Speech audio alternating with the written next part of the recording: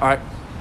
All right, shalom, shalom. First and foremost, we'd like to give all praise, glory, and honor to Yahweh, Hashem, Yahushai, Hashem, Kodash. Double honors to Elder Apostles, Great Millstone, and rule well. Peace, love, and blessings also to you sincere laborers, you brothers out there, all right, fighting a good fight of faith.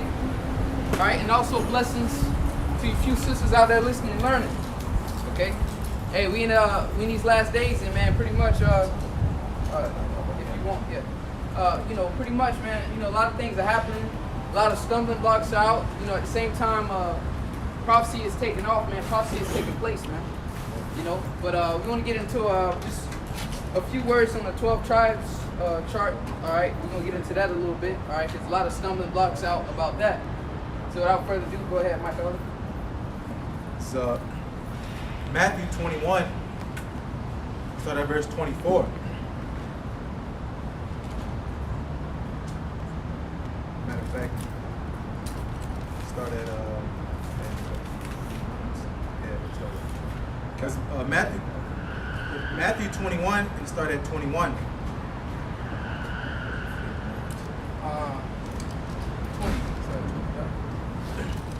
20. Luke 21 and verse 20.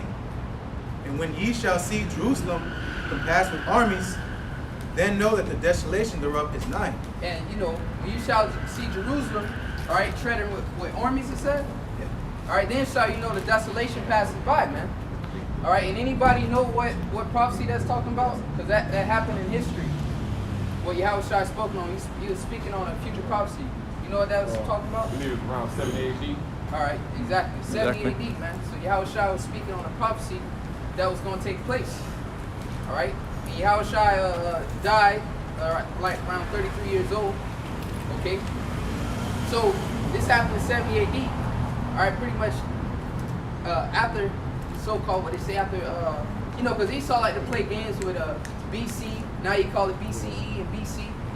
Pretty much trying to remove Yahushua from history. But after death, all right, 70 AD, that's why they call AD after death. All right, Vespasian is time, all right, as you go into the history, they start eating the leaves off the trees, and then they start eating their leather belts. All right, whether leather belts, they had leather boots, whatever the thing that was leather, because leather is made from cow skin. All right, so they start eating that, and then eating from the lawn or from the ground, if you will. And then after that, they start eating their children. All right. So many great atrocities happen to our people. They pretty much seized us, and that's really a very how can I put it? That's really a very efficient and a strategic tactic of war is a siege, because all you do is just they block stuff from going in and block stuff from coming out, and you just wait. You just pretty much you flank them. You wait it out. And that's what they did, starve them. All right, and that's gonna happen again, But that's what happened, man. All right, so it says during the period from Pompey to Julius, it's been estimated that over 1 million Jews fled in Africa. Now, I only read this book because it backs up what the scriptures say, because this another source of history that just confirms the Bible. All right, that just backs up what the Bible say, because people a book of stories, but it's actually a historical document. So I'm just using this as an example to pretty much back this up, man. Because in reality, I don't need this. We don't need this. We believe if it's written in the Bible, we believe it off of faith, man. All right, but just for edification, just for gainsayers, okay, we got other historical books or documents that back up what the scriptures say. All right, so it says it has been estimated that over 1 million Jews fled into Africa, fleeing from Roman persecution and slavery. The slave markets were full of black Jewish slaves. So Yahushua prophesied of this time period in history. So read that again, Baba Shah. So Luke 21 in verse 20. Luke 21 and 20. And when ye shall see Jerusalem compassed with armies, then know that the desolation thereof is nigh. Verse 21. Then let them which are in Judea flee to the mountains. And then to back that part up, which they let them which are in Judea flee to the mountains. What did it's another question I'm asking. What did when the angel came, Joseph and Mary, pretty much where did they tell them to flee to? All right, flee into the mountains. Okay, so that was, that was something that our people knew to do. Why? Because the people would look just like us, the same color as us, so we would flee over into that region. Okay, to escape Roman persecution, to blend in. Okay, so that's what we did. All right. Well, our people. All right. If you are the Northern Kingdom, you was already on this side of the world. All right. So I'm just giving you a basic understanding of the 12 tribes chart, because right now you got a lot of people coming out and pretty much coming up against that. All right. So read on. Luke 21 and verse 21. Then let them which are in Judea flee to the mountains, and let them which are in the midst of it depart out. Yep. And let not them that are in the countries enter therein. Yep. So don't return back. All right. And if you go, and it's the reason why Yahushua said that, because if you go into the history, you had Israelites when that was happening. You had Israelites coming into Jerusalem. Right. Read that part again where it says, "And though that be out, come not in."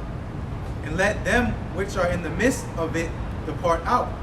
And let not them that are in the countries enter thereinto. Yeah, so, and that's why if you read the book of Acts, there was a so-called, I believe it was an Ethiopian, a eunuch, okay? They asked him, people would wonder why was he there? Because we had our people was always scattered throughout all the regions around, okay? And then according to the law, all right, you're supposed to come back to the Passover, all right? So that's why they were there. So you always had Israelites outside of Israel amongst other nations, all right? So Yahushua said, so even those that be out, come out in the midst, because why? They finna throw this place down, man, all right? Is more on that? Yeah, keep it down. All right. So, verse 22, but these be the days of vengeance, that all things which are written may be fulfilled. Yep, because Yahushua knew he was a prophet. He prophesied this, and this happened in history. So Yahushua already knew what was going to happen to him. All right, he was going to be crucified, and then what? The nation of Israel will have to pay for that, and the Most High sent the Romans upon them. Man. Okay, keep going. Verse 23, but woe unto them that are with child, and to them that give suck in those days. All right, because why? They was going to eat their children. He already knew the prophecies. Go ahead. For there shall be great distress in the land, and wrath upon this people. Yep. Verse 24.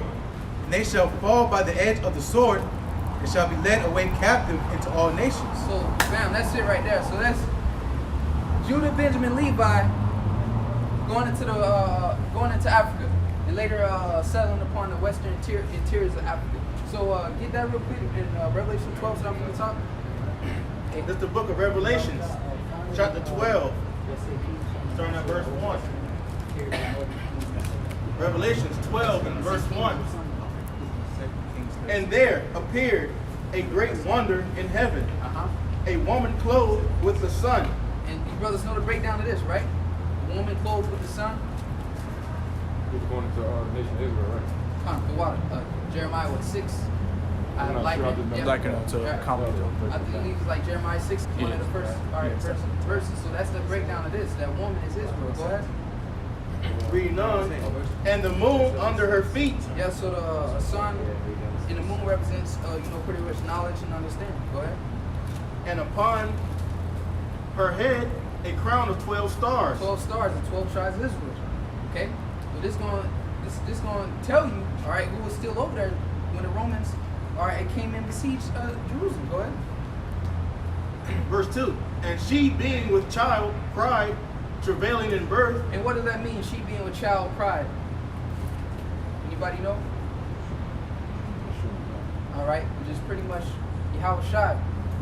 The nation is birthing the Savior. Right? They're crying. When a woman in travail, she's in pain. So why Israel creation groaneth? All right, suffered violence. Because during the time of the Romans, we was already paying tribute. With taxes. So we was already in slavery. Okay, so the woman groaneth and travailing with child, because why? That Savior was about to be birthed out of the nation of Israel. Go ahead. And she being with child cried, travailing in birth, and pain to be delivered. And there appeared another wonder in heaven. And behold, a great red dragon. Great red dragon. Y'all know what that is, right? Esau. Say it again. Yeah, Esau, but preferably something specific. The Roman Empire. All right, it's Esau, but the Roman Empire. You know, that's the dragon. Go ahead. And behold, a great red dragon, having 7 heads and 10 horns, Yep. and 7 crowns upon his heads, and his tail drew the third part of the stars of heaven, And his tail drew the third part of the stars in heaven. So the 3 tribes, Judah, Benjamin, Levi. So the Roman Empire, the other tribes went over there for his tail to draw them. All right. If that's the case, you say his tail drew the 12 stars. No, but only drew 3 because they had already left. All right. Go ahead. and his tail drew the third part of the stars of heaven, and did cast them to the earth. And the dragon stood before the woman, Yep. which was ready to be delivered. Yep. For Because what happened in Matthew's the first chapter was it Herod? What he wanted to kill Yahushua as soon as he was born, deceiving people, bringing so we can worship him, right? So as soon as the child be born, the dragon was right there, and that's talking about the Roman Empire. Go ahead. And the dragon stood before the woman, which was ready to be delivered, for to devour her child Yep. as soon as it was born. Yep. So Herod, all right, in the whole of the Roman Empire, then in a very vague or broad spectrum, Esau, Edom, the Roman Empire, specifically Herod. Go ahead. Verse 5. And she brought forth a man-child, who was to rule all nations with a rod of iron. Well, it wasn't time yet. Yeah, that child was going to rule the nation with a rod of iron, but it wasn't the time. That's why you got the prophets receive these words and receive that. They thought all that was going to happen during that time period.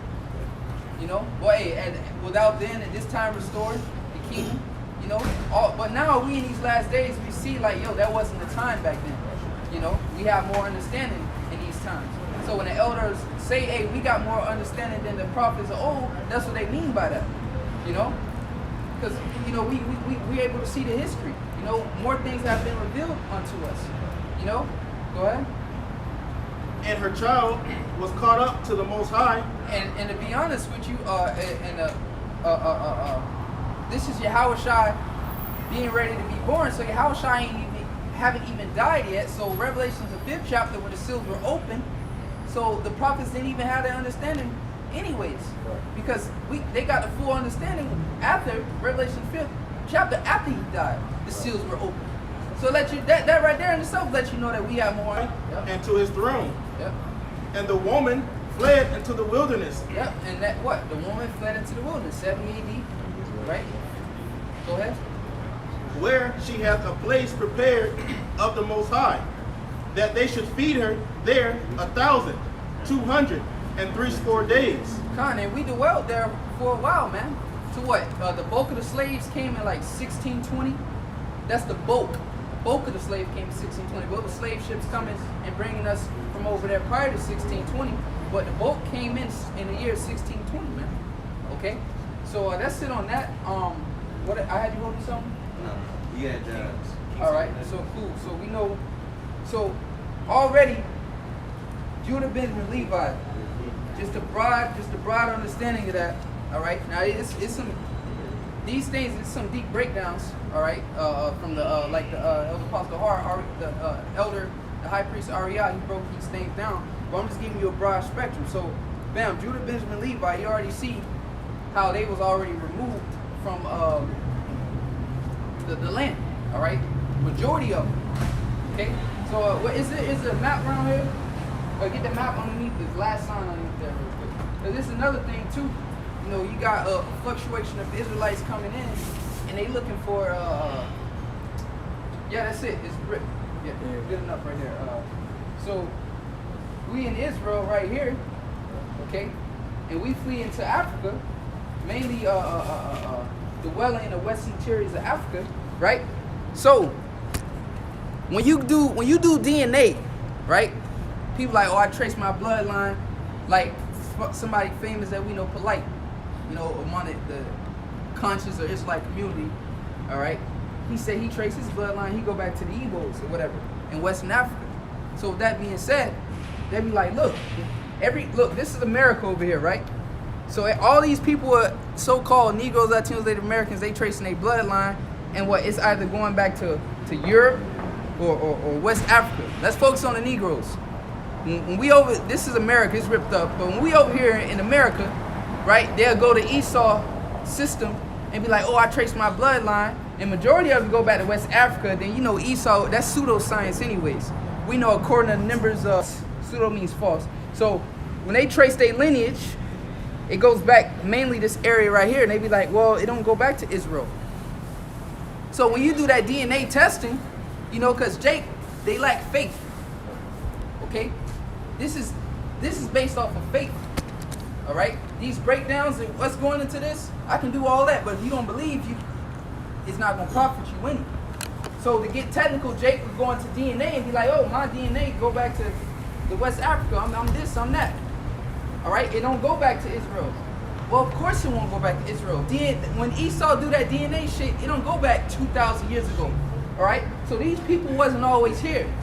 Going into get the scattering. Get some scriptures on the scattering. Either it's James 1:1 or the scattering. So it's a term called diaspora. All right? Somebody look that up too. Off the shop. Diaspora. All right? So when you trace your line, of course it's going to go back here. It's not going to go back to, oh, we 100% Israeli. Because none of us, primarily, a majority of us not there for our blood to even go back to there. So when they test the blood of the Israelis, they say, oh, you have 0% Israeli blood in you. Of course, because you got some Edomites living there, so if you trace my blood, of course it's not going to go back to Israel. It's going to go back to here where these people fled in 70 AD. So Jake want to get all technical talking about DNA. Well, look, that's false anyways, because DNA only go back 600, what? Yeah, 600 years. 600 yeah. years? 70 AD to the year 1600. How long that is, man? And then, not only the 1600, what, we in 2020 right now. So how far that DNA test Esau give you, how many years is going to go back? It's not going to go back that far. And when it do go back, it's going to trace you back to here where they got you from. But these people weren't always dwelling here. All right? They were here, but they fled here. So that's a whole cut on that DNA. As a matter of fact, get hold what you got. Somebody get Jeremiah 8:1 real quick off the show. Jeremiah 8:1. Anybody?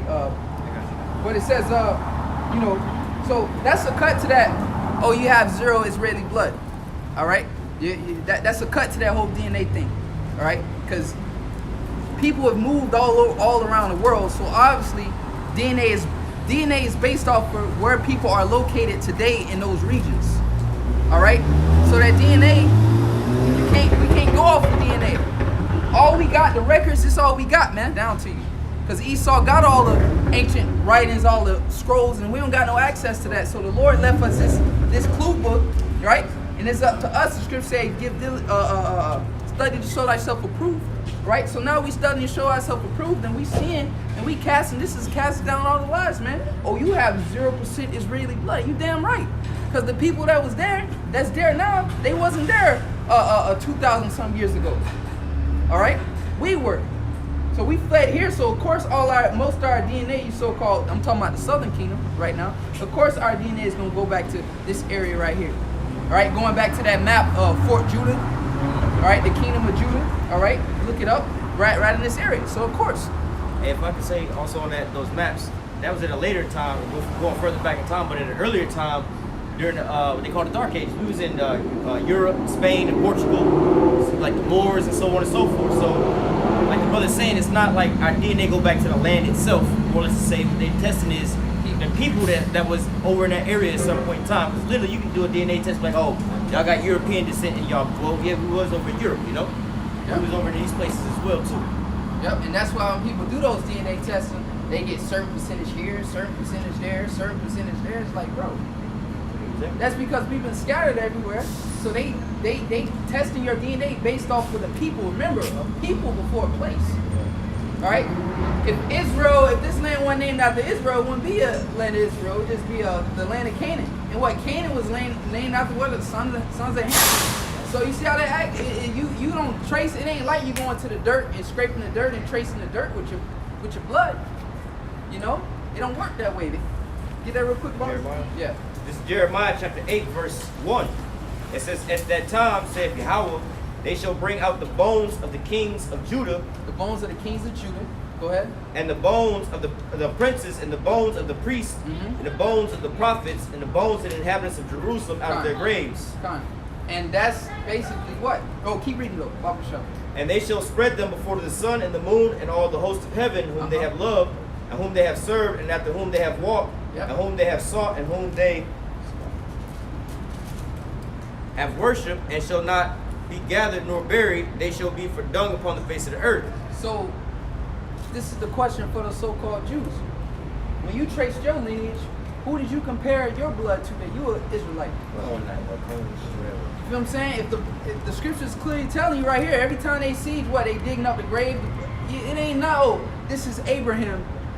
Let me test his DNA, put it on a microscope and see if his chromosomes or whatever genetic code, let's see if it matches yours. So you ain't got nobody to test. So and that's another cut too. So this is based off of faith. If you got no relics to dig up and to compare your blood to, right? The scripture's backing that up. So what are you testing it with? And then the prime example, Yahushua. When he died, what happened to him? He was risen. His body went with him. So what? That's a clear cut. It's no traces of none of that. So it's based off all faith. That's how the Lord made this thing to be, man. Faith. All right? Yeah, we're going to give you some facts, and we're going to go into history and try to break it down to you the best way we can to give you some sort of like factual evidence, some sort of proof, but in the day, so that's the understanding. That's a cut on that whole DNA thing. Anybody bring up DNA, you got to understand that now. DNA only go back, what, 600, 500, maybe a couple hundred years. They don't go back that far. And I'm being generous. You know, maybe 200, 300 years to go back. El Apostle did Tahar did a lesson on it maybe a year ago, and he's saying that those DNA tests they go back like 600, 700 years. Okay, so where we was on the west coast of Africa, that's why it always goes back to Africa. It don't go back any further than that. Yeah. So, and plus these people were dispersed as we went into the prophecies, man. All right. So, hey, don't lean on the faith of Esau's bullshit, man. We are the Israelites. You know, we are those people, man. That's right. Okay, go ahead. This is the book of Deuteronomy chapter 28, verse 64. And Yahweh shall scatter thee among all people from one end of the earth, even unto the other, and there thou shalt serve other gods, which neither thou nor thy fathers have known, even wood and stone. Yep, so we were scattered throughout all the world, man. All right, so the original inhabitants of the land of Israel are been scattered. Okay, so get that diaspora real quick. All right? And that's pretty much what the New Testament. All right, and the brothers read an Old Testament based on diaspora, the displacement, the scattering of the people. Go ahead.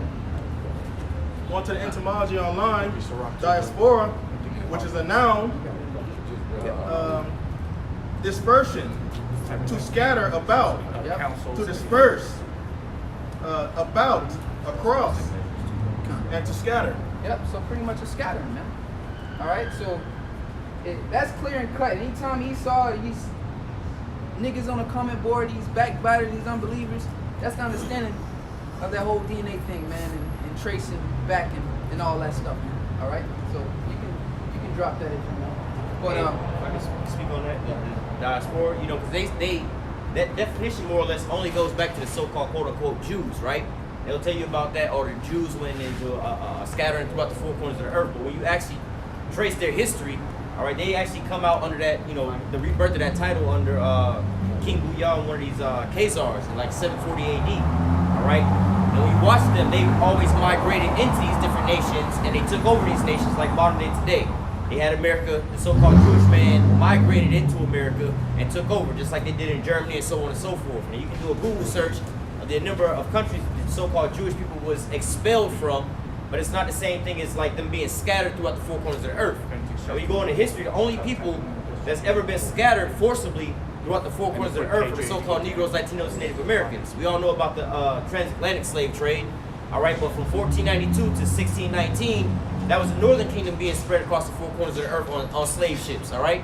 That was what Columbus and them was doing with the Northern Kingdom. They was transporting them in the slave ships. So, by definition, the only people that's ever been in a so-called quote-unquote diaspora, scattered from one corner of the earth to the other corner of the earth forcibly, was the so-called Negroes, Latinos, and Native Americans. So-called Jewish people, going back to 740 AD when they was being converted over, they on their own went into these different nations and wound up taking them over, just like how they got into America. And you see how they run everything in America now. Nobody brought them over here forcibly, and they worked as slaves or nothing like that, man. All right. I got it.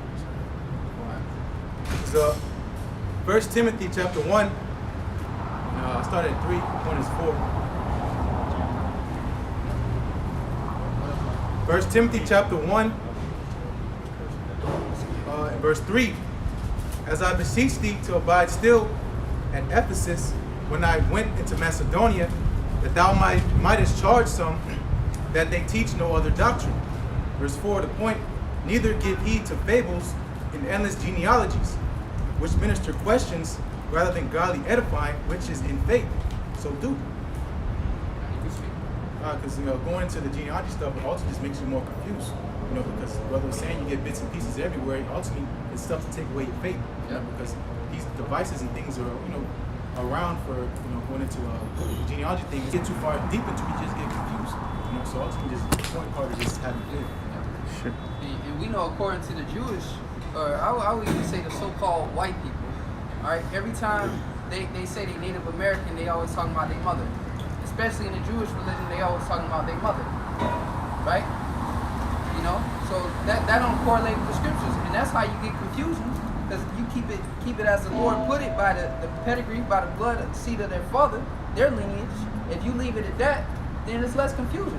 Just trace his line back, man. It's that simple. Your father's father, your father's father. Oh, my mother, or your mother. she receiving seed, man. That makes no damn sense. She receiving seed from somebody that's not even related to her. So how can you go through your mother's line? Like that's not even a line to trace anything back to, right? Your mother's going to get seed from a whole nother lineage. So yeah, that's where the confusion comes in at, bro. You see how confusing that is? Because technically, let's say like right, you have a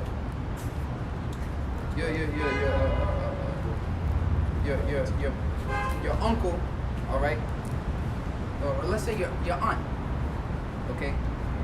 Your aunt's gonna go out and get a boyfriend. Of course, not within your family, right? Her boyfriend's gonna plant a seed in her, okay? So that seed, she done took the seed of a whole nother lineage that has nothing to do with your family. Then you have to go to his line and inquire of him, and you can't go through him. The search of your fathers. It's that simple. If you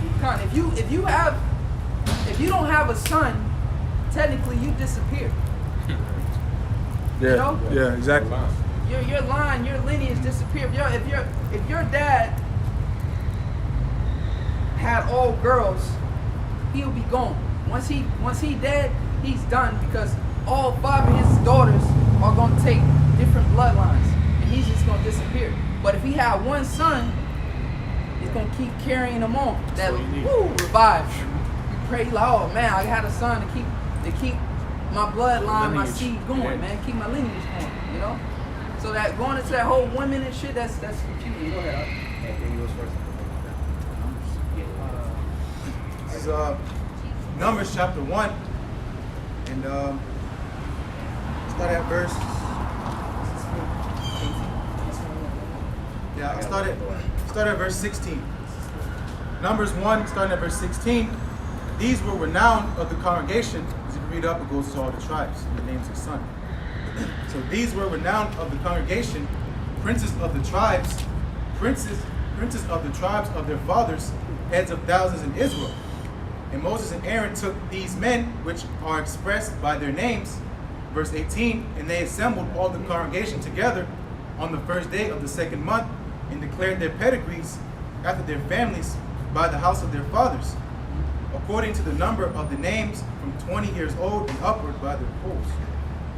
So what? They declared their another word for pedigree is their lineage. You have a dog food brand called Pedigree, but the lineage. What they ask me, what's the dog's pedigree? Yeah, exactly. Yeah, thoroughbred. Thoroughbred, Yeah. And then if it's a purebred, you sell it for thousands of dollars, good money. You get good money out of it. So what? It's the lineage, man. All right, and that's determined by your father, not your mother. Go ahead. All right, and just, you know, because the brother was speaking on the endless genealogy and things like that. Yeah, the Bible does speak on, you know, he goes by your father, but, you know, you can get in this endless genealogy. Well, Exactly. my father was a so-called black man, but then his father looked like a so-called white man. Ultimately, it's on the spirit, you know. We know that we're the Israelites based off of these prophecies, all right? So this is the book of Romans, chapter 8, verse 16. The spirit itself bear witness with our spirit that we're the children of the Most High. And, you know, going into that, you know, based off, first and foremost, you know, the spirit, you know, we fit these curses. So you can find, like, let's just say somebody that looks like an Edomite, you know, you see them across the camps and things like that, you know, but what's the spirit that's inside of them, man? All right, what's really going on with them? Because look, we have one of the pictures of Blake Griffin and his son, man. We tell you all the time, it's not really based off of your skin color, all right? So on and so forth. So if you're just looking back at your foreparents, oh shit, my father was a so-called white man, you know what I'm saying? He looked like that, but then it's your spirit is on, you know, you got this certain spirit, you know, hey man, just listen to the spirit, you know, because it's not really about your skin color or whatever, whatnot, you know, because I think, who was that, Bob Marley's father looked like a so-called white man. You know what I'm saying? Some people were like, oh, shit, Irish, stumbling block. yeah. But then look at the spirit of home. But what was Bob Marley always singing about? The oppression, Babylon, chanting Babylon down. You know, the spirit that was inside of him shows forth, you know? So this is why sometimes going into that endless genealogy, well, his father, this father, this father, even though the scripture do say it's based off of the seed of your father, like the brothers was going into, with us being scattered and also mixed up with all these different things. You know, in slavery, Esau was putting his own kids into slavery, man. You know, so on and so forth. Oh, they look like a Negro baby because they was sitting with the slaves, but even though those was there, they were Edomites, they was putting them into captivity, man. All right? So, like, let me read this one more time. I can say, Real quick, because the Lord took these things away on purpose, you know, because the Lord again requires faith. It's impossible to please Him without faith, so we had all these things, because it's read in Numbers, the first chapter, this is when Israel was in the wilderness. You know, the Lord told Moses and Aaron to gather up and make a congregation, go by your genealogy, you know, our fathers, you know, going all the way back to our history. But what happened, we vexed the Lord in the wilderness because they had no faith. You know? So the Lord said, when I come back, shall I find faith? So that's why I believe, that's nothing can take that from me. They said, as the Apostle Paul said, I'm convinced of the angels, you know, or no death, no whatever, no depth, no height, paraphrasing, and separate me from the love of the Lord. You know, so if you love the Lord and you can call on His name in true sincerity, you good well could be an Israelite. And you keep going until the Lord tells you you're not. You know what I'm saying? That's how you mind history. Yeah. But what it is, these last days, it's based off of faith, man. You know, either you believe or you don't, man. You know, we can, like I say, we can go into it and break this down to you and make it as simple as possible, but it's like, hey, well, you know, you use yourself, man. That's why we're so rooted in this thing, because we actually went through that, man. You know, I actually sat and watched hours of breakdowns of this 12 tribes chart sign, going into the history, reading Babylon and Timbuktu, going to the, you know, so personally, my personal testimony to you, I believe this. I searched it out. You know what I'm saying? Hold on one sec. You had something? Yeah, go ahead. Ezekiel 36, verse 16. Ezekiel 36 and verse 16. And the point is 19. Ezekiel chapter 36 and verse 13. Stop verse 16. Moreover, the word of the Lord, Yahweh Bashmiel Shai, came unto me, saying, Son of man, when the house of Israel dwelt in their own land, they defiled it by their own way. When they dwelt in their own land. When they did. You know? Go ahead. And by their doings. Their way was before me as the uncleanness of a removed woman.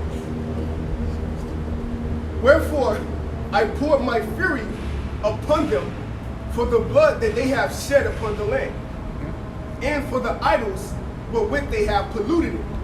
That's the point.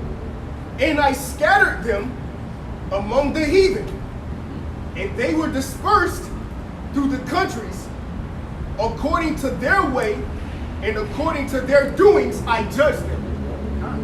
So that going to that diaspora again, man. Alright, so we ain't doing this based off of no damn DNA tests, no genealogy, man. You know, so all y'all just come together and say where you from, and yeah, right. We can break this down to you how we came up with this. But in the day you gotta believe, and then you gotta ground yourself. You search it out. You look and be like, damn, well this makes sense. You know, because this damn sure makes sense to us. Hey, You know? giving that faith, believe. Nah, yeah, that gift, Ephesians the 2nd chapter, and if you can't, then like the brother said, you have to be given. If you can't, then it just wasn't for you, man. Okay, but we happy as hell, man. You know, we thankful, man. You know, we see it like, man, this gotta be us, man. You know, you say you have one. Go ahead, Real quick. Yeah. All right, Proverbs chapter 25, verse 2. It is the glory of the Most High to conceal a thing, but the honor of kings it is to search out a matter. Beautiful. And then when you actually search it out, that's what build up your confidence. You know, you doing your studying, man. You sitting there watching all them videos back to back, watching brothers break down things, man. Taking notes. Okay, taking notes. All right, this building you up. So when people, because that's really what it all is, man. It's just Satan really testing your faith. You know, that's all he's doing. The fiery darts of the wicked, just come and casting your faith and pretty much trying to get you to stop believing. All right, so it's a lot of stumbling blocks. The reason why so many stumbling blocks right now in this current time, because it's a fluctuation of a lot of Israelites coming into this thing, man. All right, exactly. The cream of the crop, man. It's a thin line, man. Many vines, but it's that one vine, that true vine. You know what I mean? When you go to IUIC or this and that, but hey, just because you end up listening to them and watching them, hey, it's always still room to find that true vine, man. All right, it ain't over till it's over. You know, so we here now, man. You know, you have something, Paul? Yeah. That reminds me of the word diligent real quick, because like the ones we're going into, you know, the scriptures say, give diligence to make thy calling in the election sure. So, but you giving out that diligence is going to assure your life, making sure that you examine yourself and that you have the faith, all right? Because the Lord put you through it so that you can be built up to accept what the hell the Lord got for you, man. You know what I mean? And that's why the Lord put you through certain things, all right, so it can build you up. But you got to give that diligence. So this is the etymology of the word diligence. It says constant in effort to accomplish what is undertaken. You know? So constant effort to accomplish what is undertaken. And what's undertaken, man? Being a man of the Lord, man. You understand? That takes a constant effort to come out here every day, man. You know, and present your body as a living sacrifice, okay? And do this work. And be presented as a man of the Lord for the flock, man. That takes a constant effort, constant trial in examining yourself to be a leader, you know? A little bit more, it says, attentive, highly esteemed. It says, prize, appreciate, to pick out, select. So you're giving that diligence, you're picking out, you selecting what is good and what is bad. You know, you will only find that out through faith. Only faith is the substance that's going to give you the hope. And that's why you need teachers. That's why you need leaders, man. Isaiah 30:20. Thy eyes shall see thy teachers, you know? But you got to give that diligence, that constant effort. You got it. This is Kings chapter 17. I'm starting verse 1. In the 12th year of Ahaz, the king of Judah, began Hosea, the son of Elah, to reign in Samaria over Israel 9 years. So we can go into, all right, we went into pretty much the southern kingdom, man, all right? And we all aware of how they got over here to this land. We left off at how they went into Africa, and pretty sure everybody Israelite 101, but that's history 101. We're pretty sure we all know how they got to this side of the world, right? Everybody know that, right? All right, so in this case, what's understood ain't got to be explained, so we're gonna skip that part of how they got to America. We all know that. But let's just get, like you say, once again, a broad spectrum of this chart. All right, get that real quick. 2 Kings verse 2.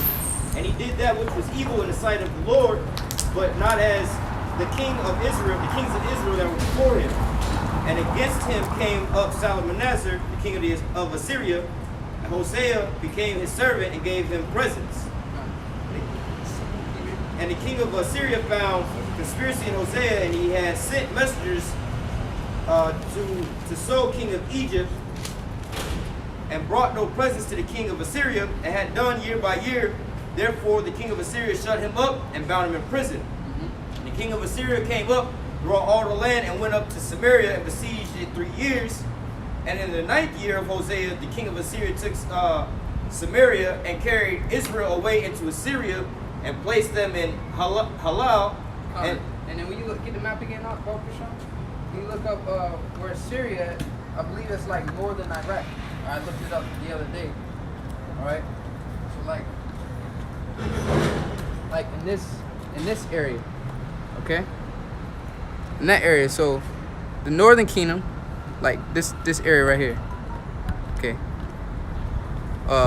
Assyria, okay, what the scripture's talking about, and so that's how the northern kingdom was carried. Israel, right, the tribe of Israel, all right, was carried away. Okay, so that's why when the Romans came in, you only had these 3 tribes there. You know, to tell who the third part of the stars. That's why you only had 3 tribes there, because the northern kingdom had already been left, man. 722 BC. All right, that's around the time period that took place.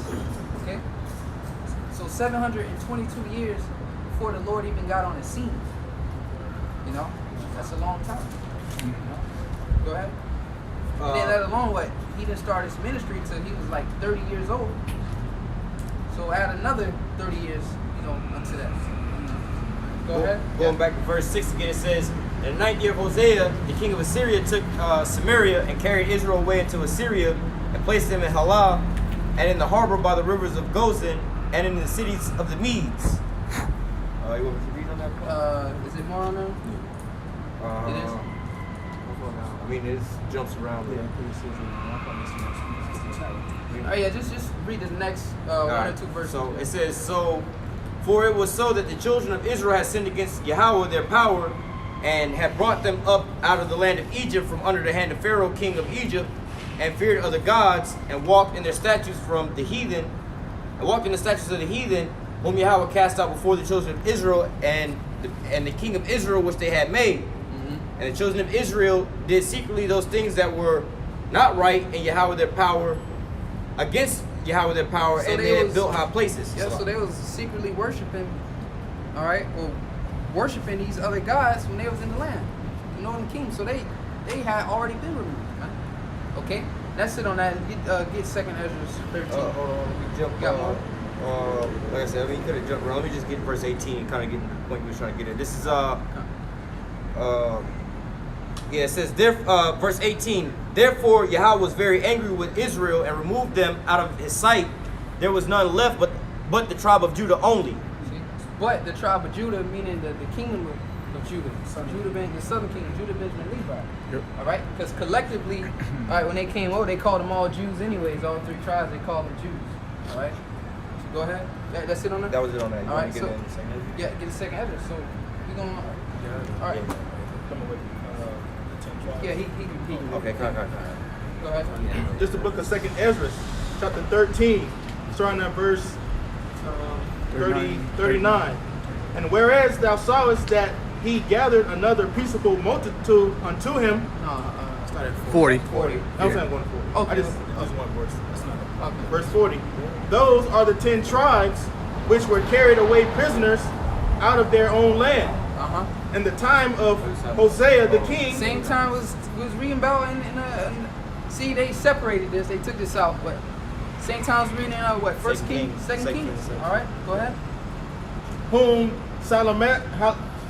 Salmanassar, the king of Assyria, led away captive, and he carried them over the waters, and so came they into another land. But they took this counsel among. Get the map again, huh? Yeah, keep it.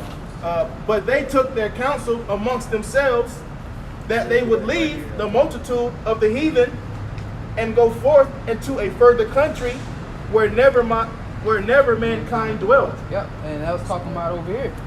And then when you see that that movie, is it 1492? Where Christopher Columbus, he spoke about Ezra's, the book of Ezra's, you know, because he was a so-called Jew or a so-called Christian. So they knew about this account in Ezra's. All right, that's why if you research, he brought Hebrew interpreters with him. Why? Because what the Hebrews, they read this account, they knew about this, man. Okay? So read on. Verse 42. That they might there keep their statutes, which they never kept in their own land. So they didn't keep the statutes and commandments in their own land, but they say, oh, we're going to go to pretty much the other side of the world and try to keep the statutes and commandments. Go ahead. And they entered into the Euphrates. And you see the Euphrates River, it's right here. All right, see that? You see it, Euphrates? Hey, you want to use this? Okay. This is a little bit bigger. Yeah, right here. Euphrates. They went through there, all right, and pretty much came all the way on this side of the world. All right, keep reading. And they entered into the Euphrates by the narrow passages of the river, for the Most High then showed signs for them. Yep, they're looking at the stars, the heavens, preferably the tribe of Issachar, what they would know as the Aztecs. All right, so-called Mexicans. Go ahead. And held still the flood till they were passed over. And the breakdown of that was like it says a lot of rough waters in this area. Okay, so the Lord held still some of those waters so they can make it over here. Go ahead. Born in Africa. Yep. For through that country there was a great way to go, namely of a year and a half. So it took them a year and a half to get over here. Go ahead. And the same region is called Ashereth. That's it on that. Ashereth. So, and that's talking about America. All right, whether it's Canada, all right, America, South America, Central America. All right. The other tribes came over here. So that's why when the Romans came in and sacked Jerusalem, okay, but as we know, some of the northern kingdom was still amongst them, okay, was still amongst the so-called Jews and fled into there with them, okay, because you see that in the account in the New Testament where it said Asherite. Asher, it was an Asherite I mean, Anna. daughter, an Asherite amongst them, okay, so go show you it's still a scattering of some of the northern kingdom among them. So all these so-called, and that's another cut on all these so-called black-only Israelites, right? Well, you could be a so-called Zebulonite, you know, or a so-called Asherite, you know? Because if you go over here in the world with them for almost 1,000 years, what you gonna end up looking like? A so-called Negro, and you know, and you've already had pretty much a dark complexion, all right, already. So imagine, you know, being amongst the whole Southern Kingdom, all right, for all those years, you know?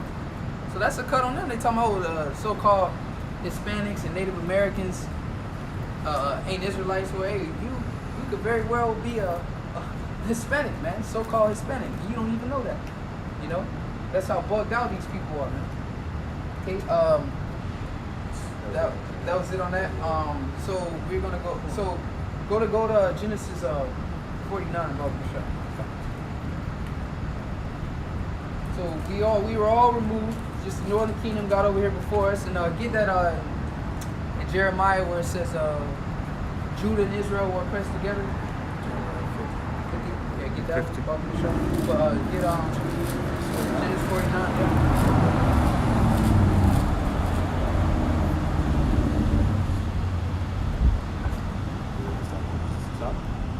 Yeah. Yeah.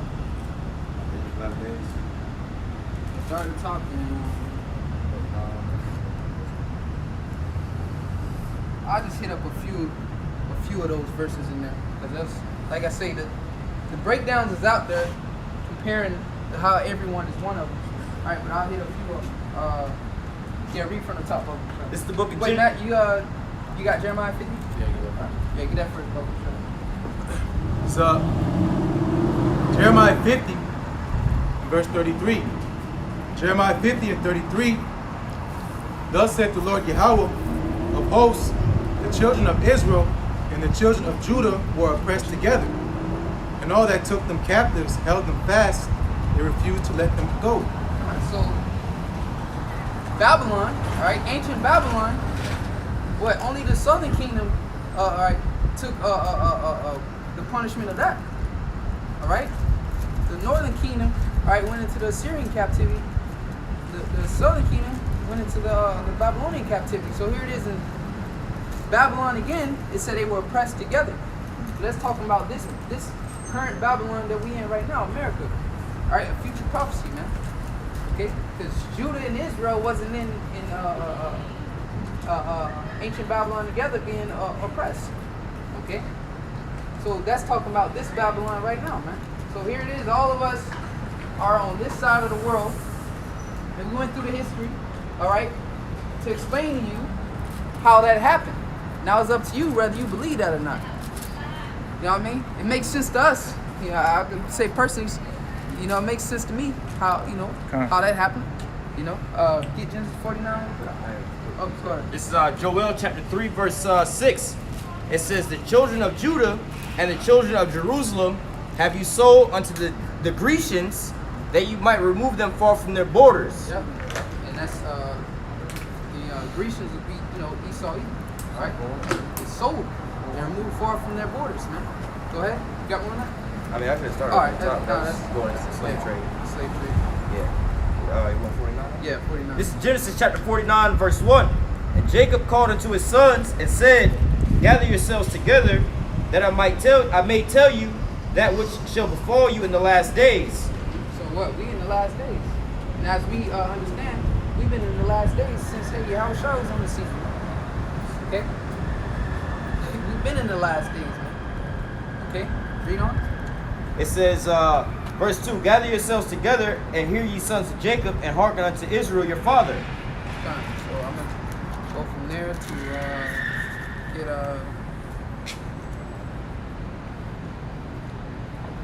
we can go to 5.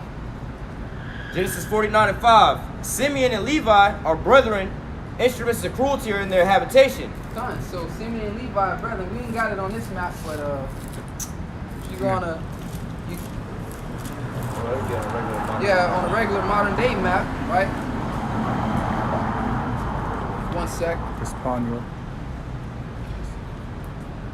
I can just look on Google, right? Yeah, Google that.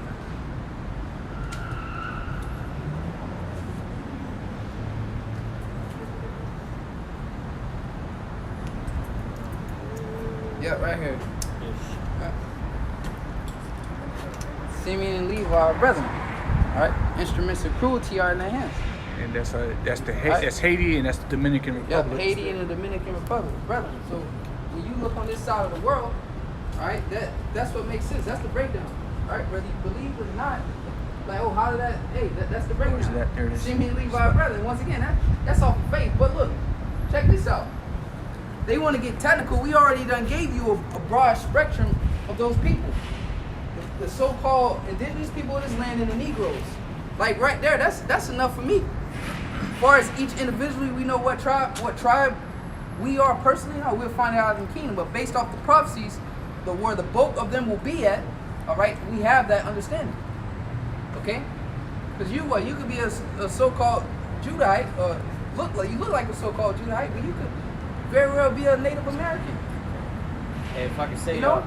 out where I live at, there's 2 little small cities, Onico and Samoset, right? In this area over there, there's a lot of so-called black people over there, right? These people, even when you go and look up to like the Trail of Tears and things like that, that was like one of the main areas, one of the areas where he was getting a lot of these Seminole Indians from, man. You ask a lot of those people, they'll be like, well, we go back to some kind of Indians or so on and so forth, you know? And if you're not really rooted into that, you just think Jake is trying to go away from who they are, but in reality, it's a lot of those Seminole Indians over there, but they all just look like so-called black people. But their hair's a little bit different and everything like that. His name, Hernando de Soto and the other guy, Cortez and them come through. They came through in these areas here. That's why they had the Gasparilla parades and everything like that, you know? But like the brother was going into, you know, according to the scriptures, you had different tribes. Like Reuben would be the so-called Seminole Indians, whereas Gad would be the so-called North American Indians, all right? Then you had like Ephraim, which would be quote-unquote the Taino Indians. They was all pretty much living over in this one little area, so you know, a lot of these things are more or less through the spirit, because you have, how can you say, people could be on the same land, but in like different areas. You know, like here in America, you had the North American Indians, and then you also had the Reubenites here on the same land, and then you have like Issachar, you know, all on the same land, but you know, yeah, and then there's differences. and some asshole will be like, oh, so you're saying that Seminole Indians are North American Indians? No, we're not saying that. basically what it is that that particular tribe, the Seminole Indians, they held a different, they have a different part in history. Right. Than the rest of the tribes of North America. Right. All right. They separate, and if you go, you can go. We're not probably gonna go into it, but there's a whole story behind it. Exactly. Yeah. So, real quick, and that's up to you to actually, all right, That's a stumbling block. understand this, understand the breakdowns that we giving you, and if it resonates with you, it makes sense to you, it's off of faith, bro. You know what I mean? Because, for example, the brother Ash, he got the name Ephraim. Ain't no freaking coincidence, man. He got family over in Puerto Rico, and they still happen to carry that name Ephraim. Like, bro, come on. And they could It's just been, they don't know where they came from. That ain't the first time I ran into an Ephraimite that had the name Ephraim at my job, my old job. It was a so-called Puerto Rican. His name was Ephraim. I said, you know what that means? He just said, yeah, it's in the Bible. That's all he knew. I know one too. Yeah. I recently just worked with a guy whose name was his first name was Naphtali and his middle name was Joel, and he was I believe he said he was an Ephraim. He didn't say he was Ephraimite, but I think he said he was a so-called Puerto Rican or something like that. But I'm like, damn. See, the spirit of our parents, they don't even realize sometimes they're giving their children biblical names. Yeah, they just pass that name, man. Ephraim, just pass that name, man. Ephraim, they just passed that. Yeah. So that was Simeon Levi, Haiti and the Dominican Republic. What's the next one? You can keep reading on to it because it goes into the order. Yeah. Verse 6. And this brother's mother's a Simeonite. But people look at him and think he's a so-called Negro, just straight Judah. This brother's mother's a Simeonite. Go ahead. Genesis 49:6. O my soul, come not thou into their secret, unto their assembly. My honor be not thou united, for their anger they slew a man. That's and going into the history. You know that when they slew the Canaanites. Yep, because their sister. Yeah. Yep, and they waited till they had them circumcised. Yeah, it's sick. You got him. Got him, man. Man plotting and strategizing. Go ahead. It says, "Cursed be their anger, for it was fierce, and their wrath, for it was cruel." Finish 26. Oh, okay, hold on. They slew a man. Let me just read verse 6 over again. "O my soul, come not thou into their secret, unto their assembly. My honor be not thou united." Be not thou united. They don't, they don't like each other. God. Hate each other. So-called Haitians and Dominicans, they on that same island. All right, and then you got some bug outs. That'll say that's North Korea and South Korea. Oh my God. Bunch of heathens. That's Simeon Levi, North Korea and South Korea. Bring him into the fold. That's all creation of Esau. Yeah, real quick, but that doesn't match up with the whole Bible. All that we went through, right? All that we went through it. No way that could be North Korea and South Korea. Absolutely not. That's asinine. But that's the information that's out there to confuse you, man. When you actually go into that, Esau created those nations of North Korea and South Korea. Those are all actual Chinese people. Same people. He don't want to put the whole line between North and South Korea to create a Southern Korean people and a Northern Korean. Just like in Vietnam as well too, man. They'll go in there and put it in a border like that and so-called create a different type of people, man. But those are all actually so-called Chinese people, man. The Moabites. Yeah. Yep. Let me go back to this. Scripture it says, "Be thou not united, for in their anger they slew a man, and in their self-will they dig down a wall." There you go. Because self-will, they dig down a wall. That's the border between those two countries, between Haiti and Santo Domingo, the Dominican Republic, because they don't like each other. Because I know personally, Haitians, they're very hot-headed. They get hot very easily. So by their anger, they slew men. So that goes into their characteristics. That's a characteristic trait. They're very hot. Simeon too. So going in the border between those two countries, they hate each other. You call a Dominican Haitian, he's gonna get mad at you. Vice versa. They don't even like each other in their own countries. They don't like crossing borders. I personal testimonies that happen. With my family. And that's why brothers like this, and it's like the brother says, it's a spiritual thing, because even when I remember watching all the breakdowns of Elder Tahar doing it, and Elder Rumblab and all the other elders, he was like, in some of these characteristics, you have to know these people. Mm-hmm. You what I'm saying? You have to know their characteristics, you know, and that's part of how these tribes are breaking down. Like the brother right there. That's faith. That's proof right there, man. That's more faith for you right there. This brother's mother's actually a Simeonite, so he actually know how they get down. Back to Romans 8 and 16. The Spirit bears witness to our spirit that we are children of the Most High. So right there, man. You know? So that's why they can't relate to it. They come in this. There's no way that can be that. And, you know, your 12 tribe. You know, they attacking the 12 tribes chart. But they can't relate to it because they ain't living it. They ain't feeling it. Y'all not spiritually connected to this thing. That brother that's why I told the brother to speak on it. I felt in the spirit that I'm pretty sure his mother's a Simeonite, so I'm pretty sure he looked into that. He was able to relate to that. I personally can't relate to it. That's why I have him speak on it. You know, because he was able to relate to it and break it down and edify you more on it. You know, but that's part of those breakdowns, man. It's spiritual. It's based off of geographical locations, the prophecies, the history, and off the spirit, man. You know, just knowing these people, you know. And then also too, it said instruments of cruelty in their land is talking about Santeria and voodoo. Yep. You know, because Haitians, they're known for voodoo. Louisiana, they do that shit down there. A lot of Haitians. Yeah. They Yep. have celebrations about it. It's wickedness. You know, same with Simmons, Santeria. They worship demons. So, even when I saw Haitians beat off the French, they was summoning demons. Yep. The only people that cast away Esau. And that's the Levites. Yep. That's You know, so what is it? that was it on that one. But Yep, get 8. verse 8. And somebody get Zechariah 12 and 7, Bobby Bishop. Hold on, let me go back up and finish 7 because I didn't finish all the time. Cursed be their anger, for it was fierce, and in their wrath it was cruel.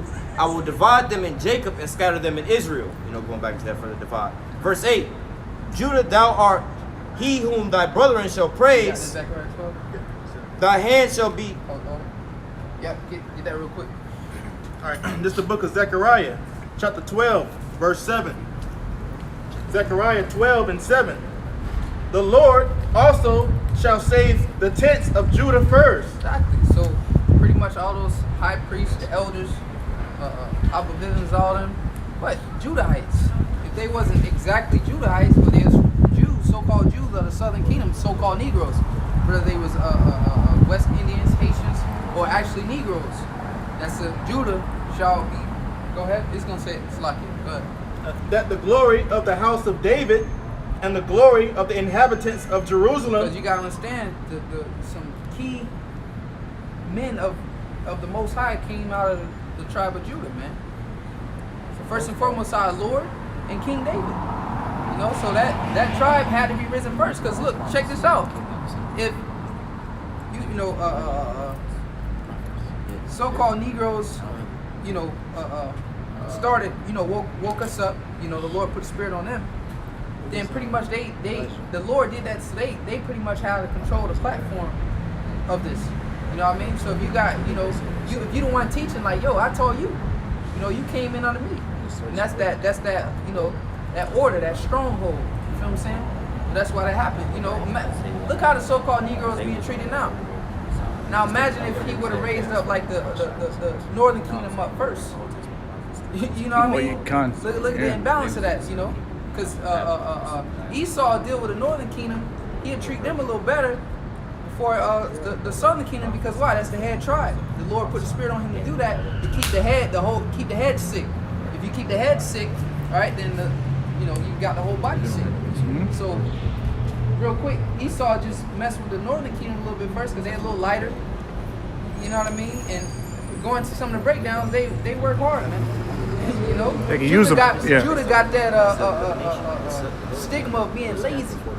You know, go ahead, Quan. Yeah, I was just going to back you up and say that quick point that a lot of northern tribes, they, you know, because of their light, fair skin, they're able to be more in a manager position, more in a supervisor position, and more in the office than Judah, because their light skin complexion, man. Yeah. You know, just to get that. And some of them classify as actually white people, Yeah. Caucasians. Caucasians. You know, they can go to an interview and put Caucasian down, and they'll pass for a so-called white man. They got a slot for that. I think it's called like White, not Caucasian. Yeah, something you know, like that, yeah. or Caucasian. And another thing, not Hispanic or something like that. another thing too is that you know, Esau knows that they actually came over here after the Northern Kingdom, and they so-called conquered them. Right. And you know, that's a stigma on Esau's belt. You know, so at the end of the day, they still gotta show a little favor to the Northern Kingdom because you know you came over here and you conquered these men in their own. This is technically their land, so they still show them a little love. It's all deceit at the end of the day, but they still got to show them a little bit of love because, oh, you know, that's your Mexico, that's your land. Yeah. Oh, you know, we got to have this for the Indians and reserved or whatever the case is. So they, you know, but it's all deception. Esau still runs it all, you know, but Northern Kingdom's going to have a little bit more favor, while niggas, you know, when it comes to the Southern Kingdom, you know, they labeled as lazy and troublemakers, you know, okay. Go ahead. Because when you they're so-called white men tell you, oh, they got casinos and all this. Like, I remember I was driving and I asked this Edomite who owned the Hard Rock, and he said the Seminoles.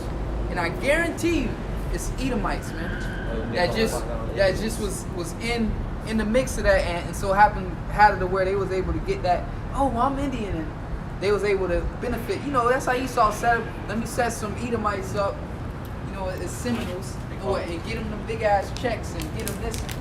Man, you think that's Jake really, man? They call them $5 Indians. They can pay for that. Like the lady in Elizabeth Warren. That was one of the major things came out about her. Oh, I'm not Native American, really, for real. But hey, that's why the so-called Native Americans on these reservations, and they died of suicide out of depression and alcohol abuse and things like that. Man, they're not really getting them checks like that. That's actually them Edomites is getting made rich off of you know, untaxable dollars and things like that, man. All right. Go ahead. It's the book of Zechariah 12:7. The Lord also shall save the tents of Judah first, that the glory of the house of David and the glory of the inhabitants of Jerusalem do not magnify themselves against Judah. Exactly. That's it. All right. Yep. So, and what saving? That's our spirit. What giving us His truth. So they the ones that got this truth first. You know, save the house of Judah first. That they did not magnify themselves against Judah, and then go back to Genesis 49. I think say Judah shall be the gathering of the people. Well, let me start back at verse 8. Yeah. It says, it's in verse 10. It says, Genesis 49:8. Judah, thou art he whom thy brethren shall praise. Thy hand shall be in the neck of thine enemies. Thy father's children shall bow down before thee. Mm-hmm. Judah is a lion's whelp from the prey. My son, thou art gone up. He stooped down.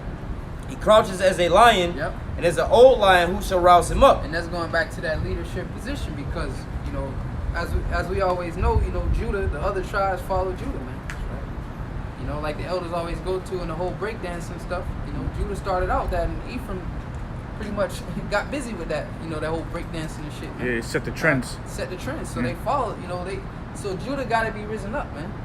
You know, the leader. You know.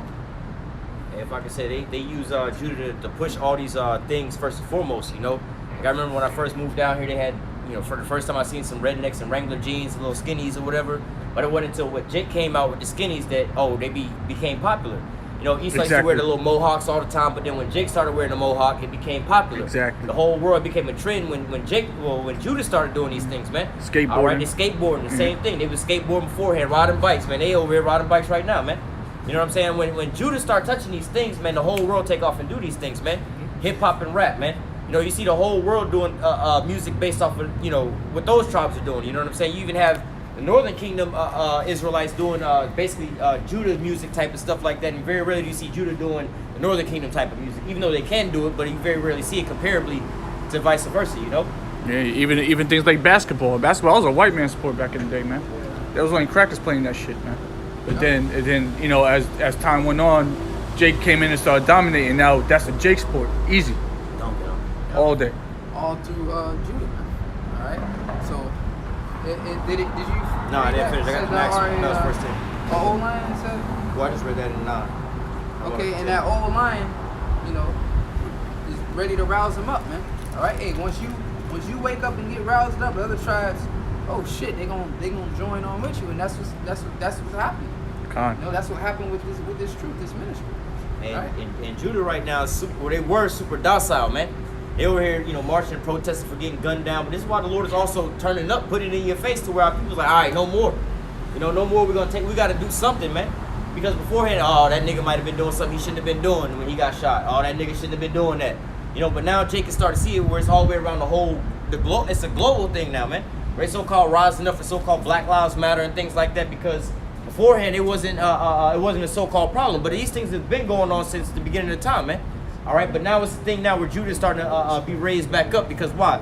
Judah's very old and docile. Like you see your grandparents, and you want to start talking about the truth. Oh, the so-called white man, the devil, and they'll never admit, the so-called white man being the devil. They're like, oh, this is the man system. Well, what man? Oh, you man. We don't speak about that. They don't want to say it. They don't want to say it. Right. They all super docile with these things, But continuing on in Genesis 49 verse 10. It says, the scepter shall not depart from Judah, nor the lawgiver from between his feet. Yep, the lawgiver, and Yahweh Shai established that, man. In Hebrews 7:14 is evident that our Lord sprang out of Judah. All right, the tribe, pretty much with roughly paraphrasing concerning no priesthood. The Levites had that. Yep, and that's the Levites. Yep. So Yahweh Shai, Judah coming up with this ministry, being risen first with this truth, this ministry. All right, that scepter, all right, a scepter goes into rulership. That staff, exactly, that rulership. Go ahead. Continuing on, it says, until Shiloh come, and unto him shall the gathering of the people be. Yep, and unto him shall the gathering of the people be, and we see that. All right. And Shiloh's not General Yohanan. Got it. Mm. Yep. Get that Shiloh out there. come, Yahweh Shai, the Prince of Peace, man. All right. So, and to he shall be the gathering of the people. And also, when we read up, going back to verse 8, it says, Judah are he whom thy brethren shall praise, and shall be in the neck of thy enemies. It says, thy father's children shall bow down to thee. So also, you got, Yahushua come from the tribe of Judah, to where it's not like a pride thing, to where it's like, oh, this tribe is over this tribe, and this tribe is over that tribe, or whatever, whatnot. But as you see, how everybody's coming back together, because there was that the hatred between the brothers. But look, none of the children of Israel that's in the, that's on these here signs, that's in truth and sincerity, they're not complaining about having a so-called black man reigning over them, like the so-called Puerto Ricans or whatever, whatnot. It's not a debacle over those things, man. All right, so now, you have Judah being raised up. This is the tribe that all the brotherhood was going to bow down into. Yahushua came from this here tribe, man. All right, so nevertheless, this tribe, the tribe of Judah got the most hell put on them, first and foremost. Yahushua got the most hell put on them, so what? They're going to be raised up first, Just go down to, I'm going to go to Zebulun, though. Go to 13. Okay. 13. Verse 13, Zebulun shall dwell at the haven of the sea, and shall be for a haven of ships, and his brother shall be unto Zidon. Yep, and Guatemala into Panama, all right, would be the Zebulunites. And the haven of sea, the haven of ships, the Panama Canal. Hold on, can I put it up to the camera a little because there's a glare? Salat. No, you good. All right, Panama Canal. Oh, Salat. Oh, well, no. Yeah, So, boom. Panama Once right again, there. this is the breakdown, all right? Panama Canal. This is the understanding how, these Haven tribes ships. are in these positions. Once again, it's all faith. Haven of ships, I mean, it says... It makes sense, yeah, right? You yeah. believe it or you don't. It's simple. The truth is simple. It's not like anything super duper complicated. It's simple. Hey, when you go into that Panama Canal, one of the reasons that was so important that you had that there, if you was looking at the map, they would have to go all the way down and around. You know what I'm saying? Yeah. So that would make trade and all that. So once they cut that in between, it just made it's basically like the internet, man. It's like back in the old days, right? You had to write a letter, give it out to your mailman. The mailman had to take it. They had to go horse carriage, on a horse, deliver your letter. Nowadays, you got email. You can just type it in, hit send, and it'll go to Japan in 2 seconds, man. So that was the importance of the Panama Canal in the sense of trade at that point in time, man. It was like the old way of sending letters by horse versus sending it by email. You instead of having to go all the way around, you have a direct cut right between. Look up the history about that, the Panama Canal, all right? And look how Esau went down there and took all that shit over. Just do the history on that, man. And what the brother's saying is true. All right. Before that was able to open up, they would have to go all the way around on ships. Now they able to cut through there. All right. Yep. So that's Zebulon. That's how they're there. Guatemala and the Panamanians. All right. That makes perfect sense. Then Issachar, that's like one of the favorite breakdowns right there. Yeah, it's like this Genesis 49 and verse 14. Issachar is a strong And Issachar, he is higher, right? Yep, And hey, to break down that, hey, who always get hired?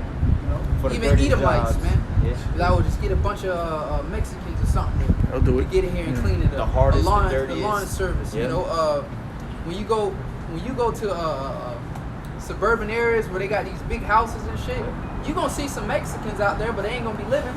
They gonna be doing lawn service I see it or, every or day. nannies. You know, Or nanny. building the houses. Or building, yeah, building I the see it houses. every day. man. Maids, yeah. Yeah, you know, Housekeeping. So Issachar, he is higher, and Esau know a lot of them here illegal, so they can just sit with whatever trade they got with a sledgehammer or something, sit on the side of the road with a bucket and a sledgehammer, and Esau drive by and Home Depot, 6 a.m. you know get about 5-6 of them in the back of the truck and pay them under the table, and he got 5-6 workers for the day or whatever the case may be, or he hire them and pay them under the table, man. He is hired because they know they bust their ass. You Hard know? workers. Hard workers. Do They need the money. Dirty Yeah. jobs and the jobs that nobody would want to take. They don't complain about the things, man. All right, and just your everyday things like modern days today. Literally, like where I go to work at, I can just see Issachar. I just work in all Edomite, just rich Edomite neighborhoods, right? You got Issachar cutting the grass, Issachar inside the house being the maids and shit like that. Then Issachar also building the houses themselves, man. You know what I'm saying? It's just like, damn, it's Issachar. He's hired for all these different jobs, do all these things, the skyscrapers and things where we used to be in front of the Tampa side, channel side, man. Basically get off work and be nothing but Issachar walking by, building up all those skyscrapers, man. Yep. Yep. So when they want to, when they say, oh, the so-called Mexicans are taking all the jobs, well, who's giving them all the so-called jobs? It's the Edomites, because they know, hey, look, we can pay them pennies on the dollar to get this stuff done, man. Yeah. Yep. All right? And hey, and that spirit, that's the spirit the Lord gave them specifically. You know why? For these exact things, the Lord gave them all characteristics for these exact things right now. What shall befall you in the last days? When the last days? Who? So-called Mexicans. And also that spirit also went off on not just Issachar, the other northern tribes too. Right. You Yes, know, sir. just any so-called Hispanic, they gonna work hard. They'll you knock know? it out. Yeah, they knock it out. Yeah. You know? I see them out there, be a husband, a wife, some kids, their daughters, they be out there cutting grass and the lawn service. Like, damn, that's a beautiful thing, first and foremost, that their whole family out there working as a unit. But then also sad at the same time, but hey, man, they ain't got that pride, because amongst the so-called black tribes and things like that, like, shit, I ain't going out there with them or whatever, whatnot, or, you don't very rarely see, I do sometimes see a father and his son amongst the black tribes out there cutting grass as well, too, but it's Much just rarer, one of those yeah. trucks like that comparably to 10 other little trucks that this Mexican dude and his Mexican wife out there, man. Always gonna be And, and Mexican. I always think that's a beautiful thing, like, damn, he got his woman out, that's a good woman out there cutting grass with him to make ends meet, they doing whatever they can. And you see them a lot of times in these nicer cars or whatever, whatnot. Sometimes you like, oh, they drug dealers or whatever. Like, nah, man. They actually work. put their money together and they work out here on these farms. They actually get big money working on farms, man. They make big money out there because people don't want to sit out there and be picking tomatoes, picking strawberries and things like that, man. But Issachar, they go out there and they do all these things, man. Oranges, yeah. Going to he is hired. Another thing, a trade I heard Issachar do is they'll get hired on Esau's job, learn the trade, then keep hiring family member after family member after family member after family member until it's like 10 of them. Yep. And then go ask Esau for a raise. Esau don't give him the raise. Well, you don't train 10 Issacharites. All leave Or they it. just go out and leave and start their own roofing Yep. company because you don't want to pay me what I don't pay. What you want to pay me? All right, cool. Well, I just gonna start my own business. And look, bam. Another thing they do too You is know? they'll once they get enough money, one of them might buy a house, a cheap ass house, and then get like 15 Mexicans to come over and re-renovate that shit in like a month, And they and then they flip that, and then they do it again and they do it again. They'll work all day. They'll walk around the clock. Yep. Same people that made the pyramids down there Yep. You see, in South America. in South America. And then Yucatan Peninsula. Or Central America, Yeah. Central, wherever that shit is at, Yucatan. the same exact. Glenn Beck, remember Glenn Beck went into that. Oh, yeah, what are The these, the same Ten exact Commandments? Oh, yeah. mathematic procedure that took to make the Out in Egypt. the pyramids in Egypt. They match. They're the They same match up. scale, same. Yep, Well, it's not the same size, but the same scale, Yep. same dimensions. But they also the same thing you talking about the Glenn Beck thing. They found the oldest copy of the Ten Commandments over here. Like, hell, do you find a lot of biblical stuff over here in America, like Arizona and things like that, written in the ancient Hebrew and stuff? Wonder why. Because that's why he actually got fired from what was it? Fox. Fox or wherever he was Yeah. at. Because he was like, "What is this?" And he didn't know that the shit was upside down. It was the Paleo Hebrew, and it was like the oldest documents that they could find, like the 10 Commandments of actual all Hebrew stuff, even older than what they was finding over in Israel and stuff like that. He was like, well, who are these people? And he was coming up to the part. He didn't know what he was discovering at this point in time, but that the natives was actually the Israelites, because they was going in there finding all these relics, the pictures and records and everything inside these caves and stuff, like in Arizona, the Dakotas and things like that, man. This is where they find the most Israelite relics, is actually over here in America from the northern tribe, because you got to think they was molested when it comes to being scattered to, because the Southern Kingdom went to Babylon, Medo-Persia, Greece, Rome, so they had these different people putting on different philosophies on top of them. Whereas the Northern Kingdom, they was over after the Assyrian captivity. They just came over here, and even until when Columbus came, some of the things they was still keeping. You know, they knew that there was a higher power. They was wearing basically like these little outfits, like what would you call circumcision, but they was wearing like ponchos and things like that, the fringes and things like that. So they still knew some of the things. So they was unmolested to the point, not unmolested, but they wasn't as far gone as the Southern Kingdom was. So, you know, they still had a lot of the relics. Yeah, and they held on to some of it. Yeah, yeah, still written down over here. But they was worshiping mad idols, and Right. they was going way You off. see that in the movie Apocalypto. Yeah. Oh yeah. Children How they sacrifices. going off, man. Yeah. You know, that's why the Lord sent Christopher Columbus over here. You know, having little empires and shit, worshiping the sun. And them same people, hey, the spirit bear witness, because you see now, those same people are like the people that's in the cartels now that do all the chopping up the people and shit, hanging them from the bridge, they be torturing the folks. That's the same thing when you watch the movie Apocalypto. I think it's Apocalypto, where they be sacrificing the people like that. They be, you know, the human sacrifices, they was just barbarians like that, you know, and certain things like that, you know. So the spirit bear witness, that's the same people that's in them cartels that just be doing that, cutting people up on videotaping shit with butter knives. It's like nothing to them. Yeah, that's the same people, man. They say it's like, the interview one of them was like, Oh, why they alive? savages, bro. You saw the movie Apocalypto. Yeah. You like, damn, man, they was doing some some gruesome shit. You know, so you see the cartel, bro, and all that. So, look, all those beheadings and shit, that shit, what, mainly come from Central and South America? Yeah. You know? Mexico. Yeah, man. Ecuador and all that The stuff. Northern Kingdom, some savages. Yeah, they'll beat your ass. You know? Keep reading. Issachar, Yeah, Fuck you up, Holmes. Yeah. Genesis 49 and 14. Issachar is a strong ass crouching down between two burdens. And between them two burdens, that's North America and South America. So Alright. the land of Mexico is like right in the middle. All right, so crouching down between two burdens. And it also says a strong ass, and I think on maybe their flag or something. I don't know what is that, but the donkey is like one of their. I believe it was from an old tale or something like that, where old boy was supposed to be riding a donkey or something until he seen the eagle eat the snake or something like that. But also going It's to an the image, strong ass. The ass is a hard-working A animal. hard-working animal as well too. Yeah. That's what it's going That's into. what It's, it's it's talking a strong ass as far as being a hard-working animal. You know, Issachar's a hard-working. You're like, damn, he's just out there in the field. You see him on these roofs, man, cutting grass all damn day long, man. You know what I'm saying? I was gonna send you brothers the pictures of about to basically lay down the mulch and stuff, but they was carrying these big like 60 to 80 pound bags. But you seen one Jake was putting dirt up on the other one, and he had like 3 sacks, and he was just holding the shit like this, just going. 3 big 80-pound bags of that mulch. You just seen a whole line of them. I'm like, damn, they just walking one. They got one stacking on top of the other. I'm like, ain't no way in hell you can get me at. And I know I can speak for most of these quote unquote all black people. Like, shit. You know what I'm saying? Nah, but Issachar, they go yeah. out there, hey, I used to work with them in restaurants. Hey, fucking lazy, man. Stop being fucking lazy, man. It's just a job, man. Mm-hmm. To them, it's just like, oh, bro, it's just work, man. This is what we got to do. This is what we got to do, man. Mm-hmm. They don't look at it as like it's hard work. Hey, this is what the fuck we got to do. So every time I see them out there, like, hey, y'all want some water, bro? I know this shit is hot, and I know that I wouldn't be in y'all position doing what y'all doing. Just that ain't the spirit that the Lord gave me, man. I'd be like, man, this shit. I mean, I work outside, but not to that extent, man. 12-pack of Corona, they straight, man. And they be out there for real. My so-called brother was at a temp service, and he got his ass sent home. And he said, yeah, man, I can't outwork them Chicos. Yeah. That's what Judah, and well, city I'm from, that's what they call them, Chicos. Yeah. He said, yeah, you can't outwork them motherfuckers. He got cut. Yeah. You know, he said, I couldn't outwork. He said, boy, I got cut because he said the Mexicans, man, they work hard. He couldn't outwork them. And you know, the temp service, you get cut like that. You temp, you know, it's seasonal. You'll You find like, someone oh, else. this lazy ass nigga. And, you know, you see the Issachar over there busting their ass. And, How do you sweating? Just getting it. hey, we going to send you home. Yeah. And you done. He said, I couldn't outwork them. He got sent home, man. You know? Keep going on that. Let me go back to Trying to find the scripture. verse 14. It says, Genesis 49 and 14. Issachar is a strong ass crouching down between two burdens, and he saw that the rest was good, and the land that it was pleasant, Yep. and he bowed his shoulders And that's going into siesta. He saw that rest was good. You know, they say, they will sit and take a nap around like noon. Right around sit under the tree. Sit, you know. You still see that to this same day. You still see him out there in the grass, lay down. Just lay down, man. He saw that rest was good. And it's funny because I got you right here. Siesta, an afternoon rest or nap, especially one taken during the hottest hours of the day in a hot climate.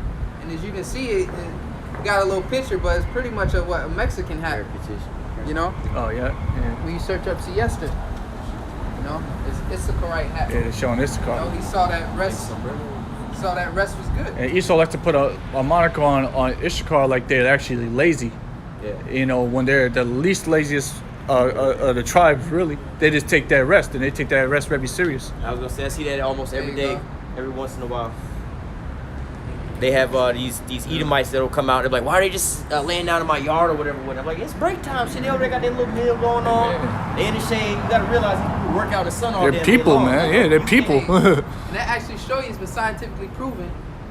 When you take naps, your workers perform better. Mm-hmm. You know, it was like a study, an article came out like that. When they, you know, the naps they take, it's been scientifically proven. When you take those naps, you actually come back to work and you work a whole lot better than a person that just worked 8 hours straight through. You know? I think a European country does that, where they actually have a siesta time where they go home or whatever, and they come back or whatever, whatnot.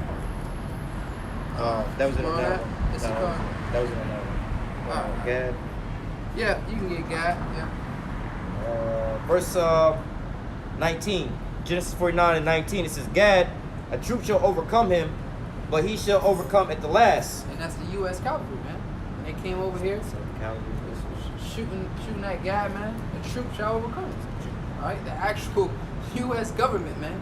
Esau can come over here and establish his, you know, his this is his land, and he had actual U.S. cavalry, all right, taking Gad down. The troop shall overcome it, man. Mm-hmm. And they fought hard though. Yeah. You know, the guy fought hard for a while, but then when that Gatling gun came out, it's a wrap. That's why you can't get past the prophecies. It said the troop shall overcome you. Yeah. So you can't resist. You know, God couldn't resist. It was written. Because the Most High would have lied. They would have made him a liar. You know, if they would have defeated Esau. So that's why the Most High, Yahushua, going back to Isaac, everything the prophecy was set up. We gave Esau the blessing of the gun, the sword. You know, and Esau perfected that sword with the Gatling gun. Now it's known today as a minigun, to where you don't gotta rotate it. Now it's just that bitch just. It sounds like a beat. Don't it sound the rate of fire so fast you don't hear bow bow bow. You just you know. Destructive tool. Yeah, man. I was watching this little clip just last night. Matter of fact, and there was this dude at a target range. He was shooting one of those little miniguns, right? And the dude, he's like, all right, so first I'm the dude that was getting instructions, like he's like, yeah, so I'm gonna just pump off a couple of them at first. Dude's like, nah, you can't pump none. Yeah, you can't burst push it. that bitch in, man. Just let that bitch go, cause he was like, Dump nah. it. He was like, if you pump at it, it's gonna jam up because of the rate of fire. First of all, that shit's gonna, like, yo, you fire like hundreds of rounds per second, bro. Like that shit's just going. It's got like 8 barrels on there. That's all or nothing, basically. Yeah. Let that bitch loose. Yeah, you gotta dump it out, man. You can't burst shot it, and so when you're ready to shoot it, you're ready to kill everything that's in sight. Yeah. You know, otherwise you're gonna jam up.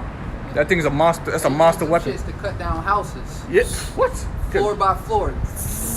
Hey, but on a smaller note, that's where they get on the street term choppers from. You know, where they talk about AKs, so they chop people in half. But what the brother talking about, they do that with the miniguns. That shit a level of building, bro. Yeah. A car, a building. You ever see them shits take out cars and shit? The whole shit damn near disintegrate, man. Yep. From all the holes that's in this shit, man. And it's high caliber rounds. Esau ain't playing, bro. Yep. You So, can't win against that.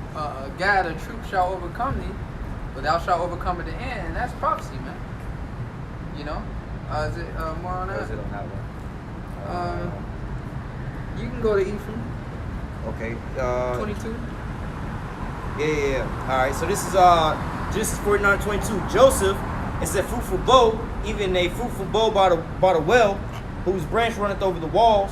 Yep, and that's Joseph fruitful. All right, Ephraim, the so-called Puerto Ricans.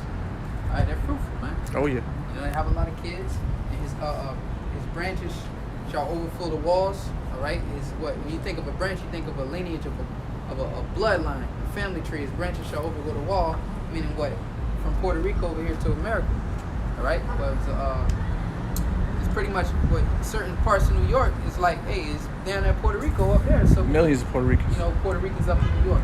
Yeah. You know, this branch shot over blow the wall. They have I forgot what it's called. The Puerto Rican Day Parade. They have like a big ass parade up there every year because there's so many of a lot of the Northern Kingdom up there as well. Forgot they got another holiday, Juve or something like that. It's a heavy, like the brother was saying, it's a heavy not to say stain, but mark of you know the Ephraimites up there, the so-called Puerto Ricans up there, you know, and also going into being a fruitful bow. You know, they have in the world of saying, shit, if you got a Puerto Rican girl, shit, you sneeze around her, she gonna get pregnant. You know what I'm saying? Like that's one of the things that's going into them. They have a high fertility rate. You know. Yeah, my grandma, my grandparents on my mom's side, that's Ephraim, and they had 16 kids, man.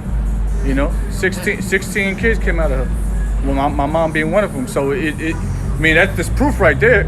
I mean, I can tell you straight up from firsthand, you know, knowledge that Ephraim is very fruitful, and a lot of other brothers could say the same thing. Hey, and when you look once again, you look at it from a spiritual aspect. All tribes kind of carry these characteristics. Yeah. All right, that's why they Planned Parenthood. You know, Planned Parenthood, man. You know that was for the tribes. Yeah. You know. Yeah. That was it, man. Let me go back. Actually, And back in Egypt, you know, they weren't, you know, when they was depressed, man, they had sex, man, and made the nation fruitful. Yep. And Jake poor, and that's another thing why Jake get pregnant so bad, because Jake ain't got money to go out. So really, people is really having the babies, the poor people that ain't got shit to do. Can't go on dates, can't go on vacations, can't go here, can't go there. So they just sitting home all day around each other. So what you think they gonna do? You know, they poors, they can't afford to go out to dinner, so Jake gonna just be at home doing what he do best, you know. And Jake is in poverty, man. Yeah. Jake is poor. Jake don't have a good job. Again, a lot of our people that strung out on these drugs, you know, they're goddamn cokeheads, okay, and weed smoking, or alcoholics, you know, and they don't have no. Jake need a relief. So what do Jake do? He sees chick, you know what I mean, that's been with him, you know, since high school or whatnot, was a little chick he got, and Jake pop her, man. Even if they don't, like you said, they poor, but even though they poor, they're still gonna do that. And I'm not planning. Jake don't plan for no family and shit, man. They just, if it happens, it happens. Yeah, because that's Jake's stressful too, man. That's how Jake get all that tension out of him, man. Jake bust that nut, bro. You know what I mean? Just being honest. And the scriptures, like the brother said, the more they oppressed us, the more we grew. So that's what's happening, man. The more they're oppressing Jake, the more Jake, and they like, God damn, we can't get rid of these niggas. Why? Because the more we get oppressed, the more we gonna grow. You can't get rid of us, man. That's You know right. what I mean?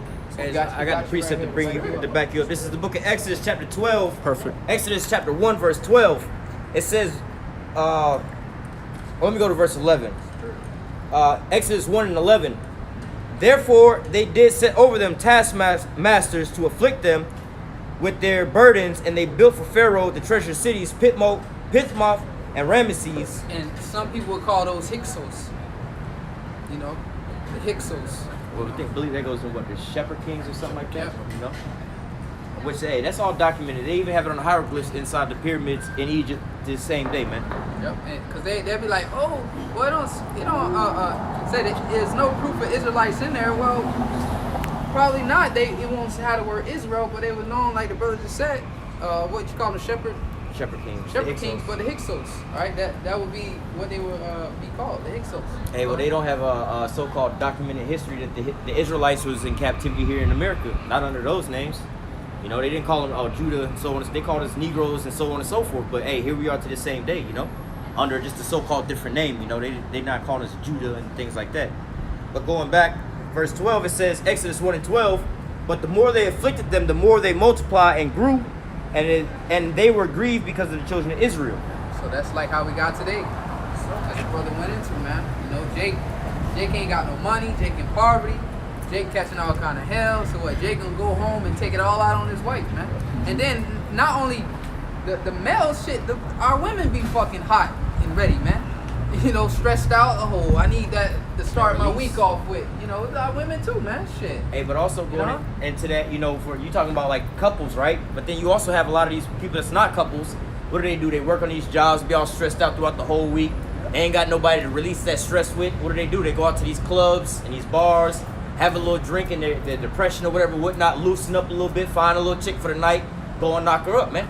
All right, going back to what they was doing back in those times. They got the hard week of work or whatever. Boy, I can't wait till the weekend come, bro. I'm about to get paid, go get my fade on. We finna go out to the club. We finna go find some hoes, and hey, we finna go lay pipe, man. That's what Jake was doing back in the olden days. Same thing Jake doing nowadays, man. And that's why Esau conveniently set up Planned Parenthood. Yep. Damn, you just slept with this nigga. You don't even know this nigga from last night. Oh, hey, we got a solution Plan for you B. right here. A Plan B or abortion. You know, that Esau, he studied this. He see how we move. He see how, yeah, man. Or they have birth control for You the know? women. But I'm gonna read that last precept and All right, going let back. another brother speak. Going back to Go back to Genesis 49:1. yeah, because you had made a statement about these are the signs that would be on us, you know, how we would know each other. Genesis 49:1. And Jacob called unto his sons and said, gather yourselves together, that I may tell you which shall befall you in the last days. So, hey, you know, that's just a vague, you know, understanding of that chart, man. You know, just, you know, there's a lot of stumbling blocks out right now. You know, Lord's willing through the spirit and power, get help by Shimon Shai, that was edifying, you know, so you can kind of understand basically how we came up through the spirit, the Lord revealed to us through the spirit and power, get help by Shimon Shai, from the elders on down, how this chart came about, man, and how these are people of the Most High, and it starts with faith, man. So Lord's will that give you some kind of understanding, because I done seen like simple shit, like when they say Simeon, Levi are brethren, they dwell on the land together, they're brethren, and you know, based off of their geographical location in these last days, we say, oh, that's Simeon, Levi. I done seen people be like, well, how you know this one this and that one that? You know, you know, They flipped, yeah. They get simple. They get simple with you, like, well, how you know? Hey, bro, this is based off of faith, bro. You know, you want to people like that. And that's unreasonable and wicked, man. I'm just letting you know examples to show you, so when you see certain shit like that out there, it don't mess up your faith, because those thoughts are put in your heart. Satan put the spirit on people to say those things, to put doubt in your mind, because then you be like, damn, well, you're right, Simeon and Levi are brethren, so how they know the Haitians ain't Simeon, and you know, that confusion, that's Satan, man.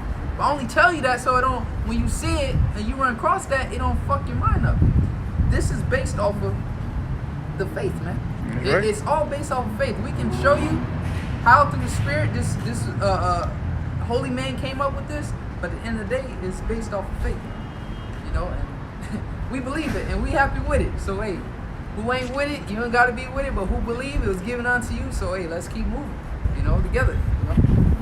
But, hey, I'm gonna let the next brother come up and speak. Continue on through the spirit, power Yahweh Shai, pretty much going into we're just going into the children of Israel, and then the point going into what's going to befall them in the last days, because it's important to talk about the end, because the time we're in now is the most crucial part in human history, if you want to say. Because greater than Genesis 6 chapter when the Lord flooded the earth, because this is that kind of time we're in right now. And the Lord's talking about concerning his sons, what's going to be happening to them in the prophecy in the last days. Get Daniel 12, start at the top. Luke 6, we talked about the house, the wise man. It's like 40 something. But because again, you know, going into prophecy, you know, being the end times, we talk about it's better as the end of a thing than the beginning, because what's happening right now is a transition. You know, so going into the end, you know, Esau's the end of the world, Jacob's beginning to follow it, you know, sons of Jacob, you know, because it's important to understand who these people are, because these are the people that are going to be blessed under Yahweh Shai when the Lord returns. Go ahead and start. All right, it's the book of Daniel, chapter 12, starting at verse 1. Daniel 12, verse 1. And at that time shall Michael stand up, the great prince which standeth for the children of thy people. So at that time, it's talking about the time we're in now. Okay, the very, very last days, the end times. Okay, at that time shall Michael stand up, the archangel is going to come down and have to intervene, spiritually intervene to defend the Lord's elect. Because it's going to be that crucial out here, you know, because we try to, you know, go into history and compare atrocities and things that happen to our people. First and foremost, we have no physical kind of attachment to it because we weren't there in those times. We were those people, But here in this time, it's been so normalized, and the history is taught to us, we're so desensitized to it, we don't have any kind of attachment to it. We see harm and hurt, people getting accidents, getting fucked up. You know, this going to time went to, we can keep on reading, it says there's never been a time like coming into. You know, so it's kind of hard to wrap your head around this. That's why ultimately faith is going to ground you. All the unknowns and what ifs, the faith is going to get you through it. We're going to the point. Go ahead. Reading on. And there shall be a time of trouble. Yep, time of trouble. Jacob's trouble. Okay, again, what's going to befall the children of Israel in the latter days? Jacob's trouble. That's what's happening right now. Go ahead.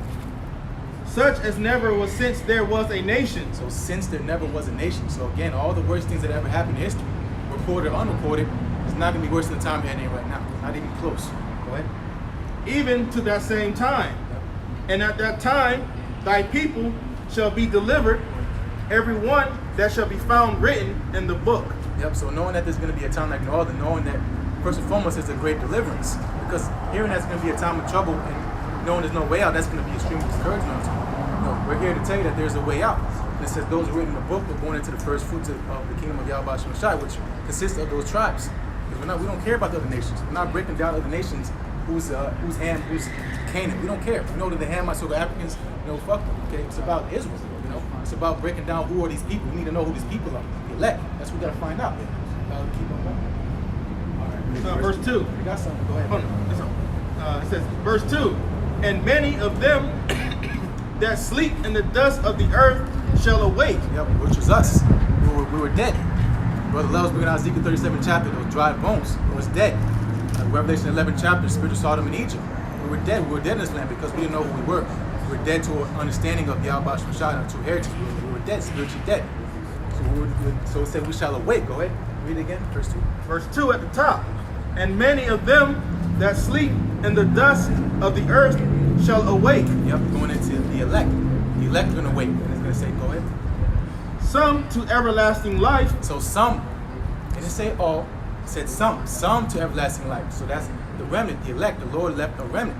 Like it says, was in Isaiah, the Lord have left a remnant, which should have been as Sodom, which should have been as Gomorrah. Right, the Lord always leaves a remnant so that what? So his seed can prosper. Because if we were all cut off, there wouldn't be no story of Israel. This story would be done with. We wouldn't be prophesying unto you. The story is still going because it's not been fully fulfilled yet. Go ahead. Reading on. And some to shame and everlasting contempt. And that's 2/3 of our own people that have not hearkened unto the words of Yahweh Shai and returned unto him. They're going to be awoken to shame because that's talking about in the kingdom unto him. They're going to awaken to everlasting shame because they're getting ready to die in the sun. They're going to wake to that they went off and they had a chance to come back and they didn't. They refused.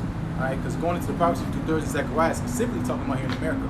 2/3 therein shall be cut off and die. It's talking about in America. All right, because of course people are scattered throughout the planet Earth, but the main focus of what's going to happen upon the planet Earth revolves around this kingdom right here, right now, so-called America. They're gonna come back as a newborn baby. Yep. So that's the process of them awakening. They're gonna. However they perish, however the transition goes, you see the light, whatever. But you're gonna wake up in the kingdom as a baby, and you're gonna be ashamed because once you get to understanding, you're not gonna be, damn, I fucked up as a newborn baby. When you wake up, eventually come to your conscious and senses, you're gonna understand that you went off. Right. But go to the book and say, it was this, and they're gonna be ashamed. Hey, real quick, if I can say on that, they're gonna still be talking about, because they tell you about how we're not gonna be talking about the Exodus no more, everything like that, but how the Lord brought us about in the land of the north. Right, so this is going to be a hot topic that's going to be on the mouths of the Israelites at this point in time, about how the Lord delivered the elect of the children of Israel out of the land of the north, out of this great salvation. So, well, when you're born, like, wait a minute, I didn't get delivered. Why was I being born? Who was these people? Oh, well, you was one of the ones that happened to die. You had to learn after death by pain. You know what I'm saying? Because it's going to be such a great story. They're going to be talking about, shit, y'all remember how the Lord delivered us and so on and so forth? But it's going to be like we're going to all be in the kingdom of heaven, but it's going to be like a separation. You're going to have the ones that was delivered and brought over into the kingdom of heaven and transition that way versus the ones, like the brother saying, that's being born into the kingdom. Like, oh, shit, how come I wasn't part of that story? Well, you was part of the story. You was just on the other side. You had to learn after death by pain. They're like, shit, the whole time the Lord was really coming. He actually gave us the kingdom. This is the whole shebang. They could see everything clear now. Like, damn, how come I didn't believe and I had to die that way? How come I couldn't have been glorious enough to, make it as the first fruits, Isaiah chapter 28 in verse 15. Let the brothers read that real quick. Because that's why we don't put our trust in our riches, man. We laying up our treasures in heaven where no man can break in and steal. You see, because we understand that the Heavenly Father, Yahweh Shem Shai, getting ready to judge the wicked, man. 2/3 of our people. That's why the scripture say, like the brother said, man, let the filthy be filthy, man. All right, let him that is wicked be wicked still. Let him that is just be just still, man. You know, let him that is righteous be righteous still, man. Isaiah 28 verse 15. Because I have made a covenant with death, and with hell are we at agreement. When the overflowing scourge shall pass through, it shall not come unto us. For we have made lies our refuge. Hey, real quick, because we're going to go into about the overflowing scourge. Read that again. I got you. Isaiah 28 verse 15. Because ye have said, we have made a covenant with death, and with hell are we at agreement. When the overflowing scourge shall pass through. The overflowing scourge. Talking about Esau when he starts rolling with these troops. You know, they say we're going to be all right when that happens. And most of the people not even meditating on that. They think things are going to turn back to normal. They're not thinking about what's going to happen on this planet Earth and how serious the time's going to be. Especially Jake. You know, Jake don't know how to plan ahead or anything like that because ultimately they have no faith in because they just want to party and mess around. But Esau, he knows what's going on. You know, he knows he's got doomsday preppers people right now talking about elections. You know, they're getting ready for a shootout. But Jake's talking about plans and birthday parties, you know. But they say they're going to be all right when all this hell breaks loose. You know? Because we're going to go into that flood, but go ahead. You know, and he's going to take care of us. He's going to get us straight. This is the mindset of our people. In hell, we're in agreement, meaning hell is a condition. So they're okay with this condition that we're in right now. Trying to make the best of hell, that's our people.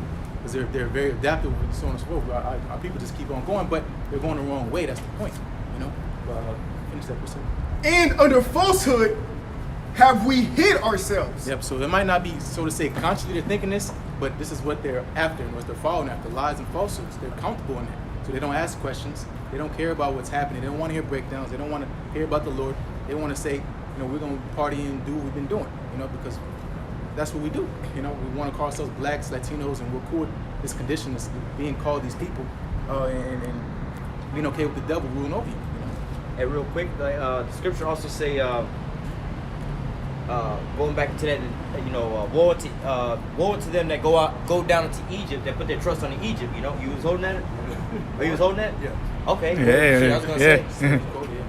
This is the book of Isaiah, chapter 31, starting at verse 1. Perfect.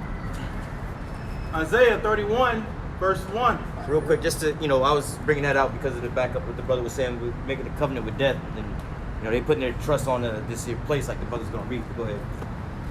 Woe to them that go down to Egypt for help, and stay on horses, and trust in chariots, because they are many, and in horsemen, because they are very strong. But they look not unto the Holy One of Israel. Yeah, so that's the point. They don't look onto Yahweh Shem Shai. Again, they trust their condition. They trust that they can make a way out, make a better life for themselves if they just follow after Esau's rules. You know, because pretty much we're just painting a better picture of the events that's leading up to why they're going to be waking up to everlasting shame and content, because they trusted in this wicked world. You know, it's the most wickedest kingdom ever in history. They were okay with it. You know, but that's our people. They're rebellious to them. And they trust in these carnal means like their 401ks, their doomsday bunkers. Well, shit, if this go down, I can just live off the grid. Or if this go down, I got my money saved up. Or if this go down, I got my guns. You know, you putting in your trust into the things that basically Egypt has taught you to think on. Well, if you just depend on your doomsday bunker, you'll be all right. If you depend on your food stock, you'll be all right. You depend on your guns, you'll be all right. You know, you depend on the government to take care of you, you're going to be all right. So going back to what both the brothers were bringing out, you know, making that covenant with death, all right, it's going to be all right because it's always bounced back here in America, or these things are always held us up. Or like the brother was reading over here about what would you that put your trust in Egypt? You know, they trust on these chariots because they're strong and everything like that, which you can physically see. All right, I think he hadn't quite got to it, but they talk about, you know, the spiritual things versus the physical things. You know, the physical chariots, they can see the things that they can see, but they don't, like doomsday prepping, the doomsday bunkers, the doomsday food. You can see that, but you can't spiritually see what the Most High have planned for you, man, and how He's going to deliver you out, and so on and so forth. Well, I don't see physically the Lord, where the Lord. You see what I'm saying? This is where you have a difference between the two different people, man. Jake asks that all the time. Like, how we gonna get through this? How we going? You know, and it's all about faith. You know. Another thing, real quick, before you go on. There's another scripture that says that, you know, I will not trust in my sword, or something like that. So we didn't trust in our weapons. Oh, okay, that's where it is. Yeah, see. But go ahead. Whoever's reading, just read. Yeah, that was it. Just that one. Go back to Daniel's 12. This the book of Daniel, verse 2. And many of them that sleep in the dust of the earth shall awake, some to everlasting, some to shame, and everlasting contempt. And they that be wise shall shine as the brightness of the firmament. Yep. So they that be wise, you can probably get Matthew 25th chapter going to the wise virgins. You know, they could get in the oil, get in the wisdom, while the time has not drawn near, going into evil times. You know, getting ready and spiritually preparing for the time to come by taking heed onto the sound doctrine. You know, so that's what the wise are doing. What verse was that? Verse 3. Finish up verse 3. Y'all got a little bit more. All right, yeah. Read it again. All right, verse 3. And they that be wise shall shine as the brightness of the firmament. Yep, and it says we're going to wisdom. Wisdom causes a man's faith to shine. So going into that perfect day, I forgot where it's in Proverbs, you know, we're shining brighter and brighter because why? Because the power is being transferred onto us, you know, through the spirit and power of Yahweh Shai. You know, so going into the transfer of this kingdom is going from a wicked kingdom to righteous kingdom. So those that have, you know, the wholesome words, they're the ones that are going to be successful, so to say. You know, light, you know, is ultimately it's a positive word. You know, so those that, you know, going into the wise, they're going to shine. Because why? Because they have the wisdom. Wisdom now should be stability at that time. Reading on. And they that turn many to righteousness as the stars forever and ever. Yep, so they that turn many to righteousness are going to our teachers. Speaking of apostle to down, and apostle to elders. You know? So where we are now, going into, we have, you know, the fruits everywhere. Going into the GMS camps and like-minded camps, but they all teach under the doctrine, you know, through Yahweh Shai, going to our true teachers. You know, so many that they turn what? Because that's what we had to be taught. Because we were in a way that was not profitable, so we had to be taught to turn to righteousness. Because if it was not so, we would have kept doing what we've been doing. We discontinue from a heritage, exactly. you know. So we had to relearn everything, you know, start from scratch, right? You can probably read verse 4, and then get there. Verse 4. But thou, O Daniel, shut up the words and seal the book, even to the time of the end. Yep. So this saying is ultimately being preserved for the end, right? Because after the second chapter tells you it's what passed away. Well, He gave us the comfort. So He gave us everything that we need to survive these last days. Because we're going to genealogy and all this, you know, it's cool to know, it's cool knowledge, but the most important part is, do you have faith? There it is. Right? There it is. Because with this time will come into you that if all these questions that people are asking, you're asking the wrong questions. You know, how are you gonna, you know what, survive these last days? How are you gonna be able to eat, drink? You're gonna have to have faith. Because there's so many unknowns when all hell breaks loose. Yeah. Jake doesn't know how to skin a deer and Exactly, bleed it out and clean it, fish. Build and, a tent. Yeah, No, do all that shit. You know, so our faith is in Yahweh Shai, because even if you do, you might not be able to grab these things up. You know, so you put all your plan on plan A, you might even have a plan W. All that's gonna be thrown away if it's not on Yahweh Shai, because the point we get to that foundation. We'll finish up verse 4. Reading on. Many shall run to and fro, and knowledge shall be increased. So knowledge shall be increased. So that's on the left hand side and the right hand side. Because knowledge shall be increased, because in the time of Daniel, there was not thermonuclear missiles. There was not machine guns. There was not cars on 4 wheels with engines. You know?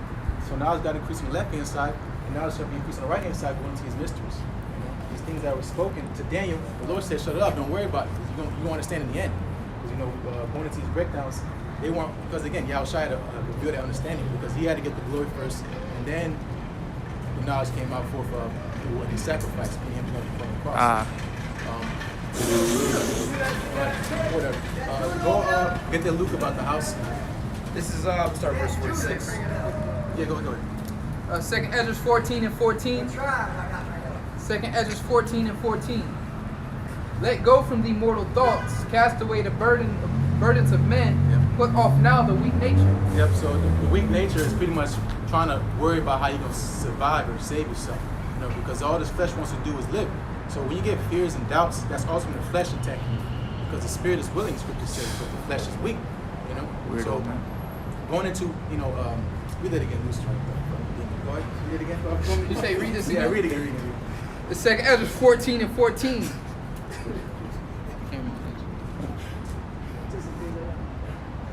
Alright. The second Ezra 14 and 14. Let go from the mortal thoughts. Yeah, mortal thoughts. So thinking about dying. Okay, mortal men die. Okay, we're putting on immortal thoughts. You know, being living forever. You know, we live forever by the Lord's words. like Elder Apostle Gabar just did a video going into how the only people that should be afraid of death is Esau and Edom. Because once the so-called white man died, all right, he going to the seat of a so-called Negro. Yeah. He going to the throne of a so-called black man. But when it's a transfer energy. You see what I'm saying? And that's when he was going into the difference of a goat and the difference of a sheep. Yep. See, the goat, the goat is Esau. You know what I mean? He going up to die. He giving all type of screams and shit. That's why he going out with a bang. He want to take everybody out. Revelations 12 and 12. But the sheep, dice out, man.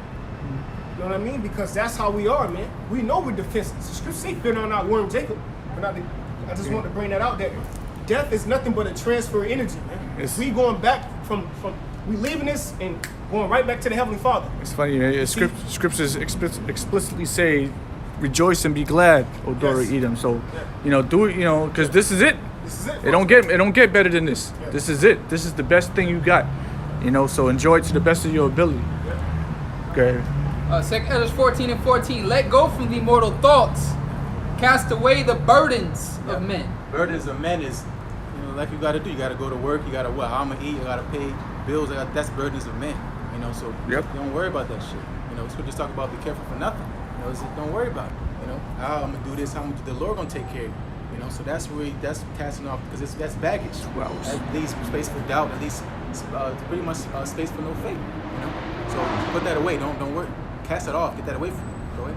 Put off now the weak nature. And set aside the thoughts that are most heavy unto thee, and haste thee to flee from these times. So the thoughts most heavy to you is about dying. What's a heavier thought than thinking about dying? That's a heavy thought. Because hey, this thing of death. Nobody wants to fucking die. If you do it, you're a lunatic. But the Lord said, don't worry about that. Don't. He said, going into trying to save your life, you're gonna lose it. We don't have. I got you. Matthew chapter 16 and verse 26. Real quick. Matthew chapter 16 and verse 25. For whosoever will save his life shall lose it. And whosoever will lose his life for my sake shall find it. Yep. So we don't have a life. It says we're dead and our life is here with Yahushua. So that's why, we're not saying being suicidal, but we have nothing to lose, so to say, on this side. We put all that shit off. We gave it up because we're thinking about the word to come. Exactly. This is we gotta put on that sackcloth and go into the house of mourning, and repent and turn back onto our Lord. So, going to those that are trying to save their life, they want to continue on with what they have. Jake made in this world. They got nice cars, whatever, but they're gonna try to preserve that because they put all their effort in and they built in this world.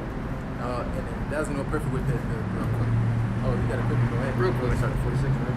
Yeah. Wabak shot, just to back it up. It's Proverbs, I think it's 3 and 5. Proverbs 3 and 5. Proverbs 3 verse 5. Trust in Yahweh, Bashem Yahushai, with all thy heart, and lean not unto thy own understanding. Yep. So that's why the Lord takes away certain things from you because He wants His attention. He wants His attention. So He wants you to put all your trust on Him. So that's why we go through affliction. We lose things because who we're gonna cry to? We're gonna cry to your mom. You're gonna cry to the Lord.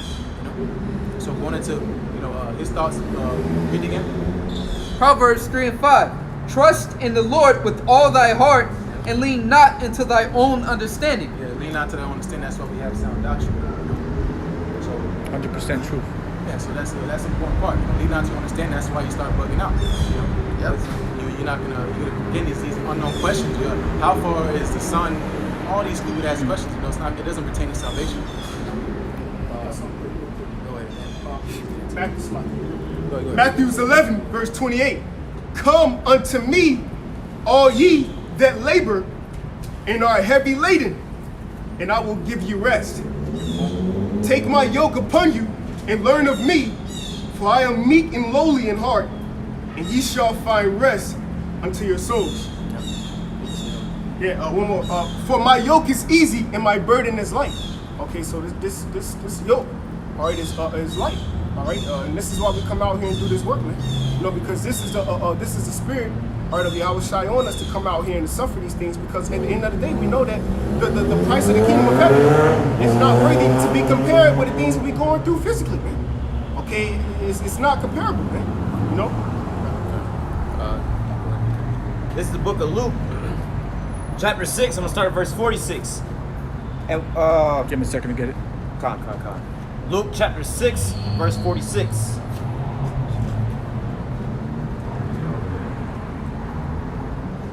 Yeah. Luke 6 and 46. And why call ye me Lord, Lord, and do not do the things which I say? Whosoever cometh to me and heareth my sayings and doeth them. Read 46 again. 46? Yeah, we just read about Lord. Yeah. Luke 6 and 46. And why call ye me Lord, Lord, and do not the things which I say? Yeah, because there's a lot of people that know the name of the Lord, but they don't listen to what He says to do. You know, so going into obedience, a lot of people, they're gonna fall short of the Lord's mercy because they're not obedient.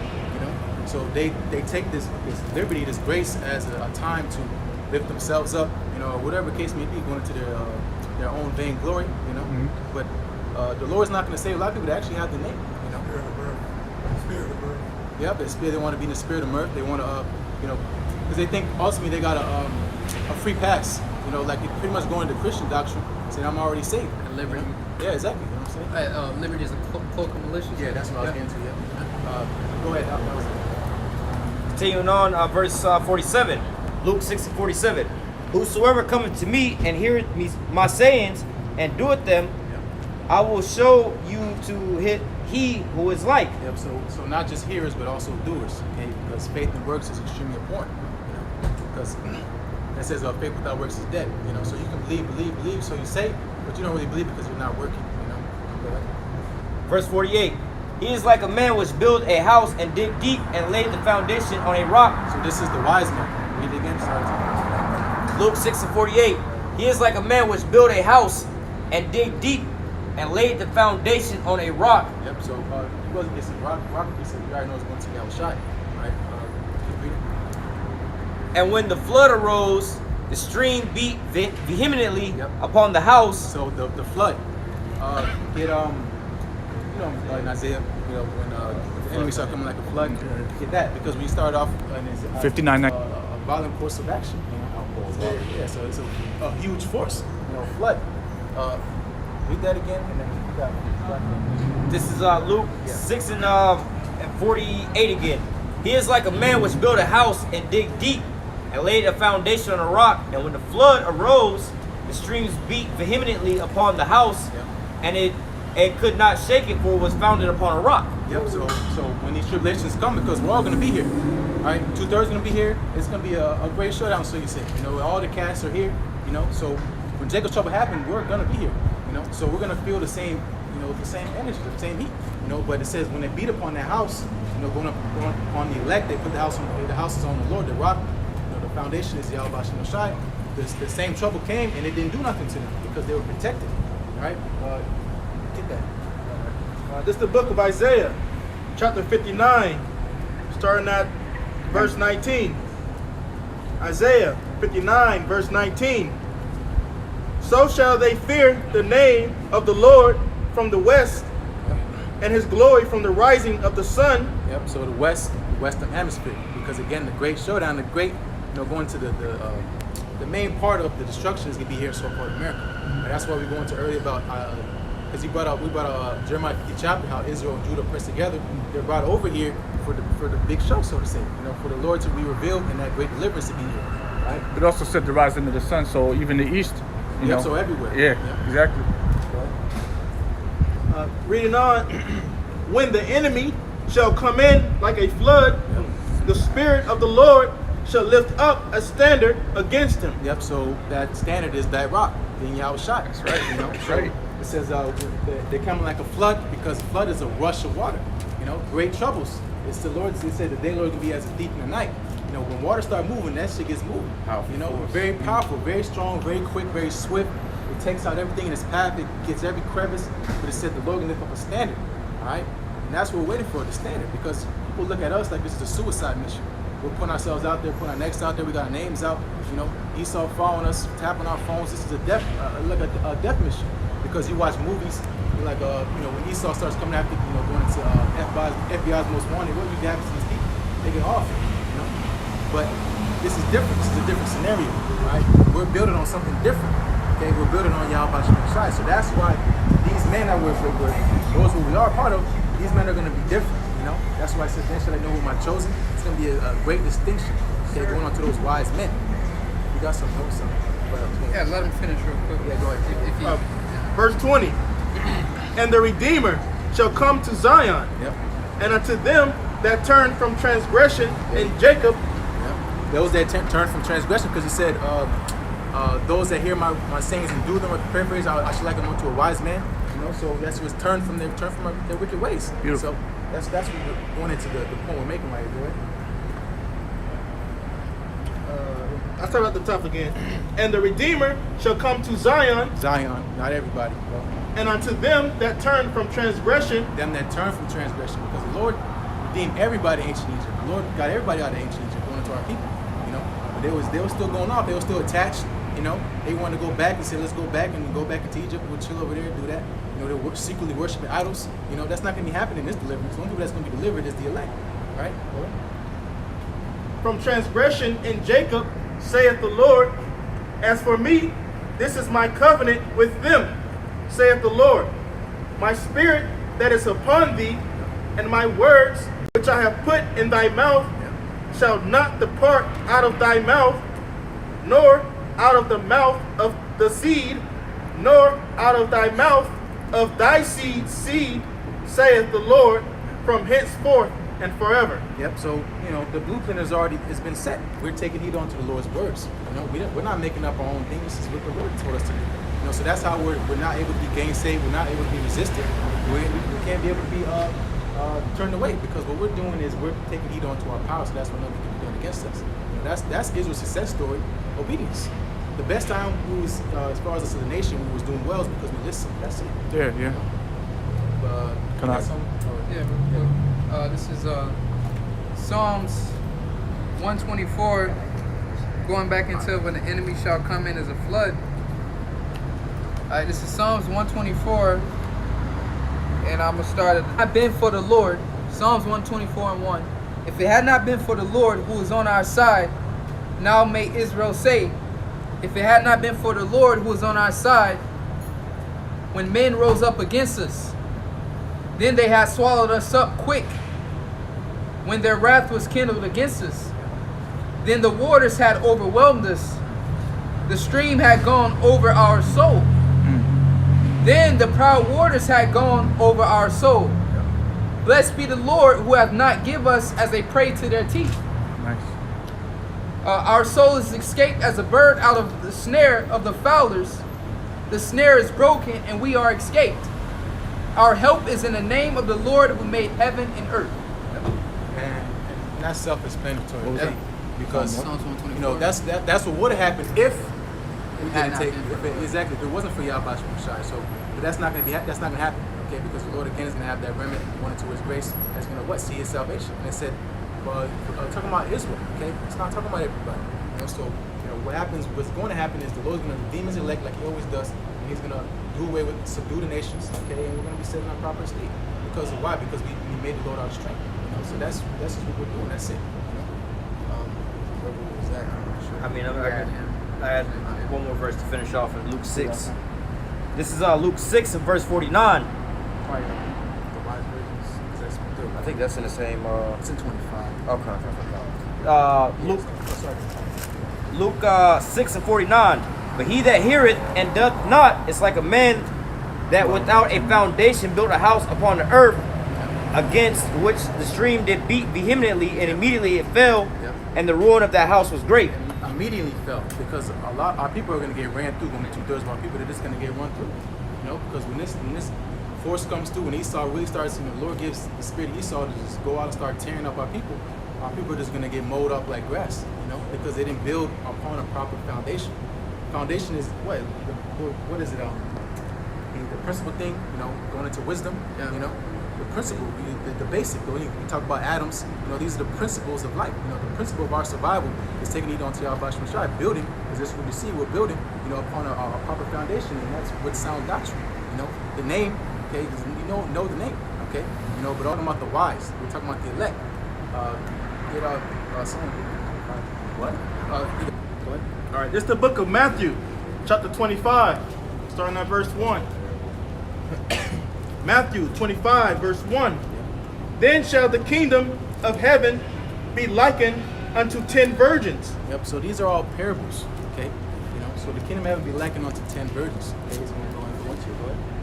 Which took their lamps and went forth to meet the bridegroom. Yep. And 5 of them were wise, and 5 were foolish. Yep, so the bridegroom is Yahweh Shai, okay?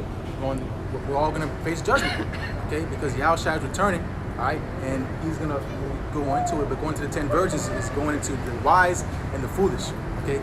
The wise is the elect, the foolish is the 2/3, pretty much the rebellion of the rest of the best of our people, which is the majority. Go ahead. Verse 3. They that were foolish took their lamps and took no oil with them. Yep. But the wise took oil in their vessels with their lamps. Yep, so the oil is the wisdom, all right? Because people are asleep on wisdom. People want to go to the gym and put in 3 hours of workouts. It's all vain, because at the end of the day, it doesn't mean nothing, okay? And it says wisdom is stronger. Wisdom, so in that, people are asleep on wisdom because they see wisdom as weak, and most of wisdom is just most of wisdom is obedience. Yep. Most of wisdom is just obedience because the Lord gave us what we're supposed to do. So going into the wise and the foolish, read again. Verse 3. They that were foolish took their lamps and took no oil with them, but the wise took oil in their vessels with their lamps. Yep. So our vessels going into your body, man. Our bodies are the temple. So we took oil we put oil in our temple. We greased up with good. You think about a car. You start a car with no oil, you're gonna hear metal clacking, and you're gonna start seeing smoke coming in. Mm-hmm. That's what's gonna happen to a lot of people. You're gonna see smoke coming out their ears because they'll be bugging out. Maybe their brain's gonna be fried. Bro. Verse 5. While the bridegroom tarried, they all slumbered and slept. Yep, so while the bridegroom tarried, meaning when Yahushua went to his glory, it says we all slept because we fell away. All of us, we all slept. So when the bridegroom, because Yahushua has been since he came back. So when the bridegroom tarried, he's still tarrying, he hasn't come yet. We all slept, so we all fell away. So that's what that's talking about. So go ahead. Verse 6. And at midnight there was a cry made. Yep, so at midnight, going into our elders, which we've been taught is Abba Bivens, which is Elijah in the reincarnation, which is John the Baptist, going into that cry in the wilderness, right, to wake up, pretty much Yahushua is coming back. There was a cry, like the Lord's coming back, okay, and then we got that again by our teachers, through Spirit by Yahweh Shai, we've been given the name, okay, and we've been taught now what requires of the holding of that name. It's not just I got the name, I'm cool, okay, this is a call of duty, So this name, going into us waking back up, because noonday it's a spiritual time, because noonday talks about in scriptures about destruction. At noonday. Yep. And that's when these nuclear missiles hit. At the highest point Esau's kingdom is gonna fall. Because what happens after 12, you start falling. So this man is done. So at the same time Esau's falling, guess what happened? We woke up. So that's what's the spiritual understanding of that. Okay. You wanted that precept or not? What was that? Wisdom. You get that. This is Ecclesiastes. Ecclesiastes 9, verse 18. 9 and 18.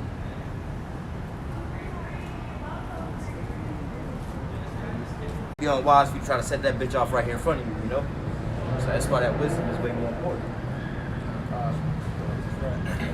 All right, back in Matthew 25, verse 6.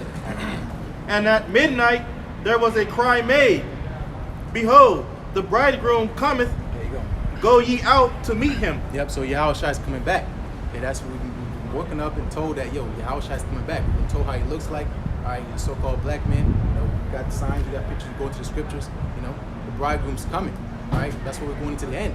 All right, you wouldn't be here if we're going to be here for a long time, We would have another 1,000 more years. That's why the Lord didn't tell us, in that time going to the disciples asking when he's going to give us the kingdom, he didn't tell us, because we would have been like, fuck, But now is a time where the Lord's coming back, okay? So it's really, really important, especially because there's a window. We're coming to that closing of that window, going into mercy being closed. So again, there's importance of going into this parable about the wise and foolish virgins. And you just go ahead and do that. All right. Verse 7. Then all those virgins arose and trimmed their lamps. And the foolish said unto the wise, Give us your oil, for our lamps are gone out. Yep, so that's when people are going to start trying to ask questions when all hell's breaking loose. You know, the Lord, going to the famine, going to the famine of the word, going to Amos, because we're not going to be available no more. The Spirit of the Lord is going to have us removed. The Lord said in those days be as pilgrims. You know, so you're not going to be able to find brothers that have the faith, you know, that have the word, going to the YouTube, all this going to be cut off. So you're going to be like, yo, give me some oil. What's the name? What's this? What's that? What's the breakdown of this? It's done. You know, there's no more time to get your oil, trim your lamps, okay? Because that window is getting ready to be closed. We'll get the Amos first, and then we'll get back to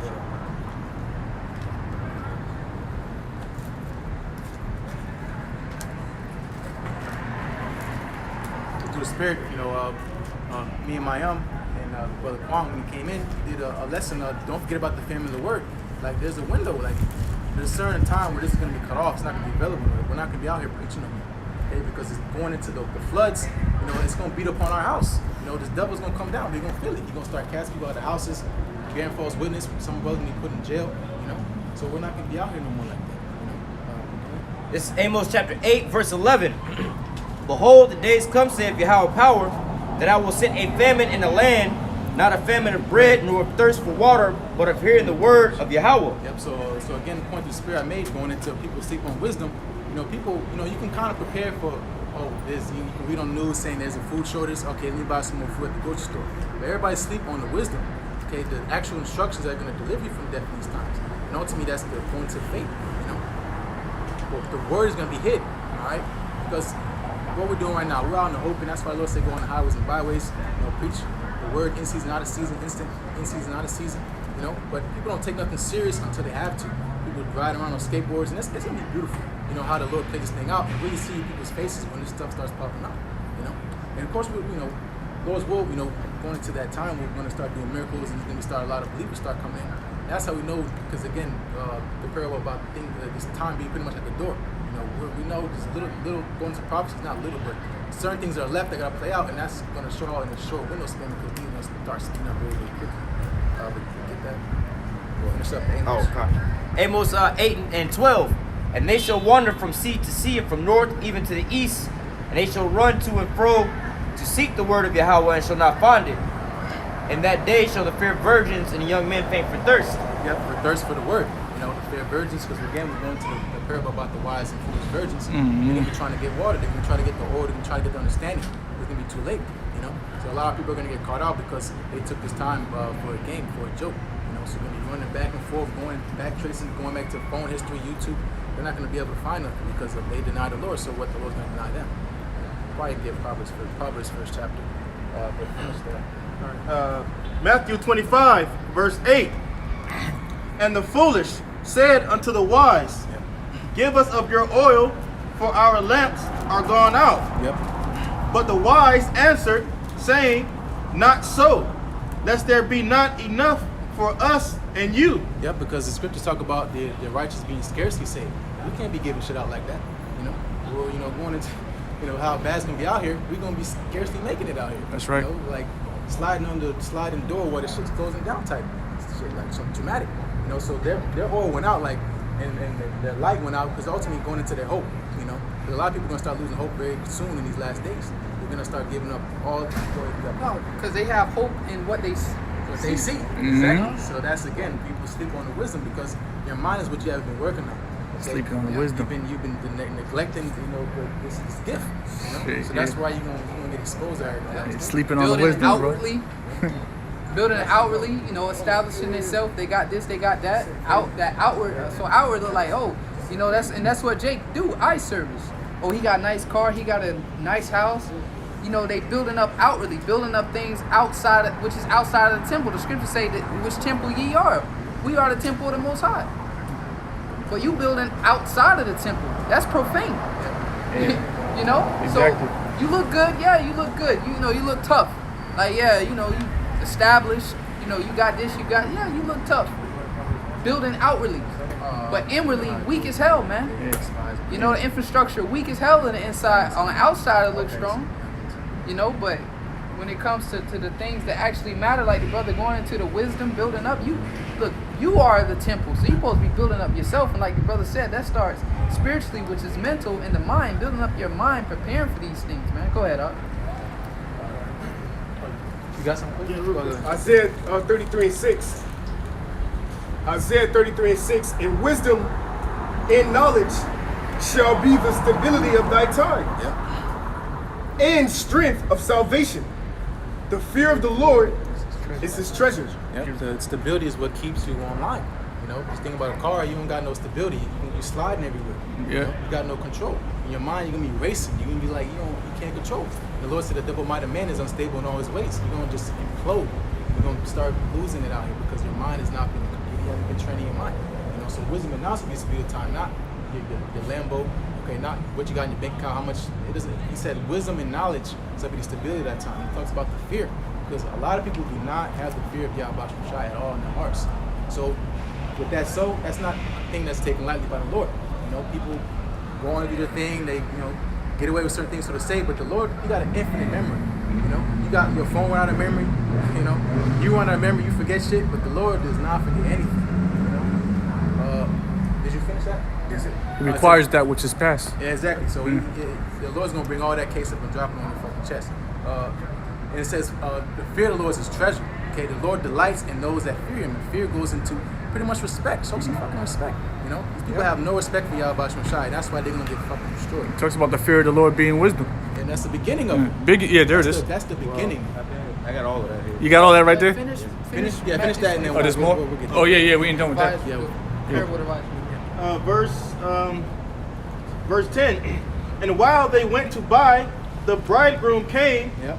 and they that were ready went in with him. So they that, read again, slow down. Sorry, verse 10.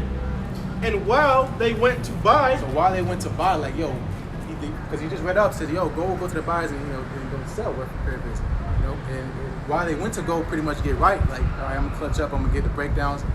This is when Yahweh is gonna come. Because in the day he did not, that's when he's gonna come. Okay? As a thief in the night. So you think you got it. Imagine that feeling. You don't want that, like, imagine the drop, like you think you finally got like, okay, and then the Lord's like, who are you? Depart from me. Right?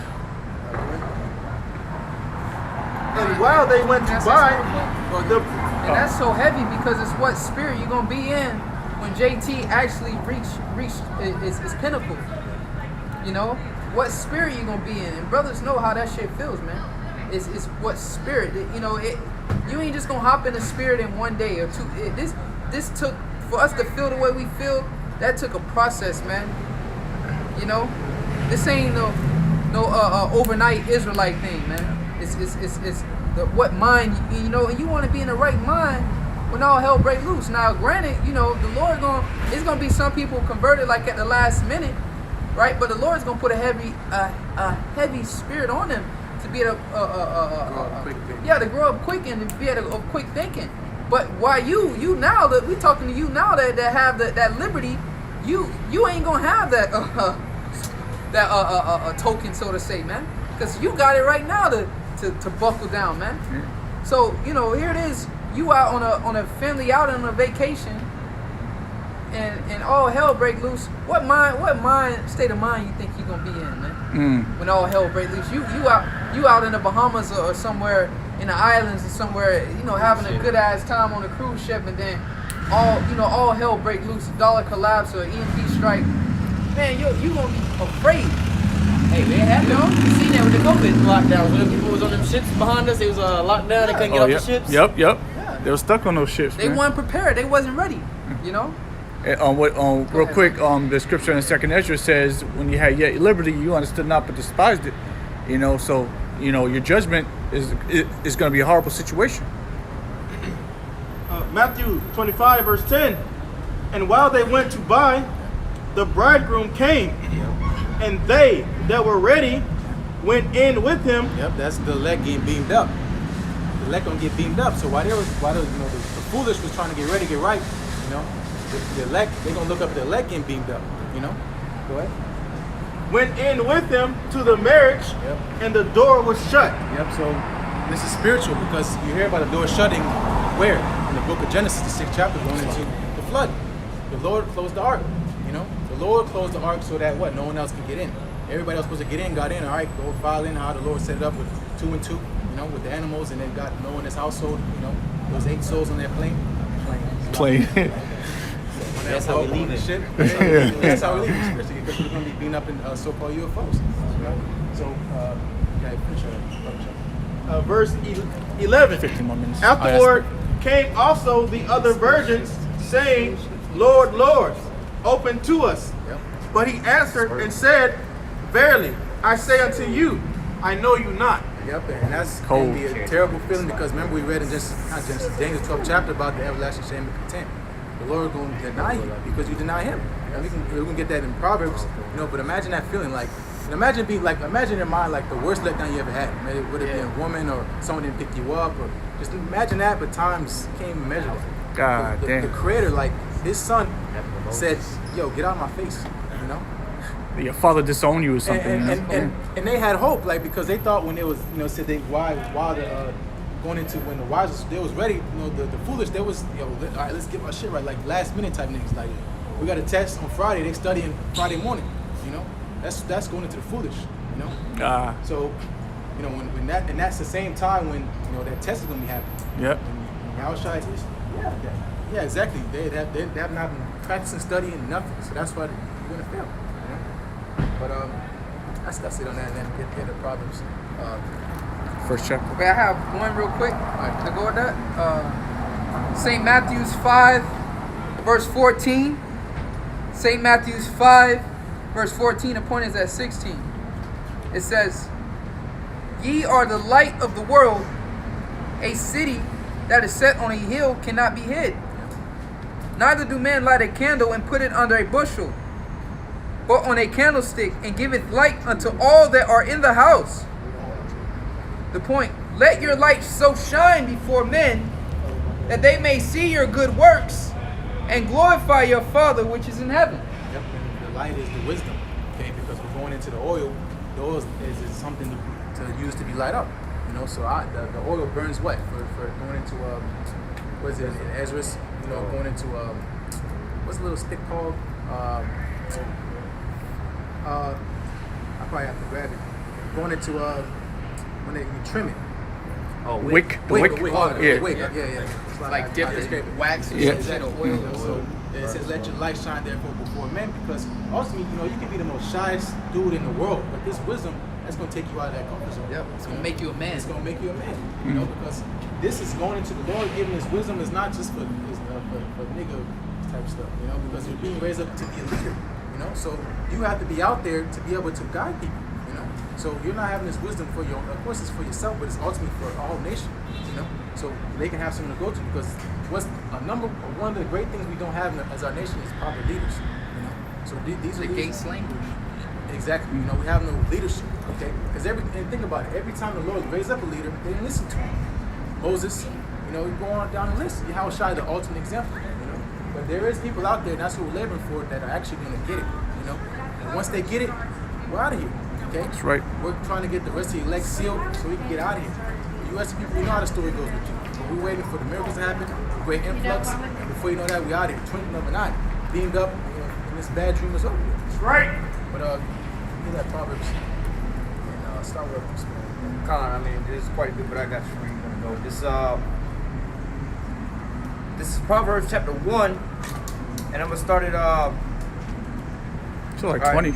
Well, yeah, I'm gonna start at 6, 7, and jump to 20. It says, to understand a proverb, because the brother had quoted this, to understand a proverb and interpretation, the words of the wise, 33 and minutes. a dark saying, the fear of Yahweh is the beginning of knowledge, but fools despise wisdom and knowledge, or wisdom and instruction. Yep. So here you go again with the comparison of the wise and the foolish. The Lord made 2 and 2, one against the other, evil versus good. All right, wise, foolish. All right. So that's why the Lord gives an example. You know.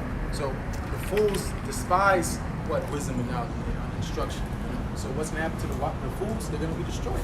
That's the heritage of a fool, destruction. You know. But going to the wise, and that's where everybody, you know, because again, going to vain. Everybody wants to be deep. Everybody wants to be, you know, that do, so to say. You know, but the important thing we need to be getting is these parables. These are the deep dark sayings that, you know, think about it. Esau spent thousands and millions of dollars trying to, you know, decipher going to these breakdowns. He doesn't know, because that's why you have the prophets of the Lord on the scene. The Lord doeth nothing but reveal secrets unto his servants, the prophets. So this wisdom is what's going to ultimately make you filthy rich. Everybody wants to be rich. Everybody wants to be famous. Attain unto wisdom. All right, that's what King Solomon prayed for. And that's why he was blessed, because he wanted wisdom first. And that's why the Lord increased him more than he could even imagine. How much more when he comes back in his full glory. And that goes to show you the wisdom of Yahweh Shai. As we read, the Most High, Yahweh Shai, made simple parables. A light shall not be hid under the bushel. Like, you know, somebody reading that be like, man, it's like Dr. Seuss or something. You know what I mean? They read it like, oh, that's like some Dr. Seuss or some you know, some basic elementary school type, you know, literature. That, you know, that's how people look at it. But the Most High hid this from the wise and the prudent, and has revealed it unto babes. You know what I mean? So we sit here reading this, and we know what it's talking about. We got the rhythm, you know, and that goes to show you how clutch the Heavenly Father is, man. You know, it's just like he put these simple, like somebody look at it as like basic literature, like, oh, my kindergartner read that, oh, you know, I saw beasts with horns and with wings, and you know, all that seemed like basic stuff, but that's some deep things, man. That was for us, you know. It says revealed unto babies. That's all. You know, but you say you was calling it nursery rhymes or, you know, Dr. Seuss, but that's for children. That's for babes. Yeah, there you go, because that's a beautiful example. Because the mysteries were revealed unto us, you know, and you know, going into, you know, what we've been given, you know, this is it's a treasure, you know. But read that again. We just gotta be a children of understanding and obedience, you know. That's all. Proverbs 1:7. The fear of Yahweh is the beginning of knowledge, but fools despise knowledge and instruction. Read that again. Read it. Khan, this is Proverbs 1:7. The fear of Yahweh is the beginning of knowledge, but fools despise wisdom and instruction. Keep reading. I thought you were Oh, you want me to read down or jump over to 20? wherever you was going to jump. Khan, we'll go to 20 and just read down to like 30. Top of it. It says, wisdom crieth without. She uttered her voice in the streets. She cried in the chief place of concourse, and in the opening of the gates in the cities. She uttered her word, saying. Yep. So that's the going into the light, shining before men. You don't hide it on the bush. You go out so everybody can see it. That's why out here in the highways and byways. It says, verse 21 again. She cried in the chief place of concourse, in the opening of the gates in the cities. She uttered her word, saying, how long, ye simple ones, will you love simplicity? And scorners delight in scorning, and fools hate knowledge. Yep, so how long? How long are you going to continue on with this behavior? You know? How long are you going to keep going into being scoffers and, you know, gainsaying people, rebellious people? How long is it going to take for you to get it? You know? And ultimately, it's going to happen. You're going to have to die. You know, because that's what it gets to the point. How long are you going to go before the Lord has to do something about you? You know? You get to a point where the Lord's going to have to cut you off. And that's what's going to happen to a lot of our people, because they don't want to hearken on to the words of Yahweh Shai. They think it's just a game. You know?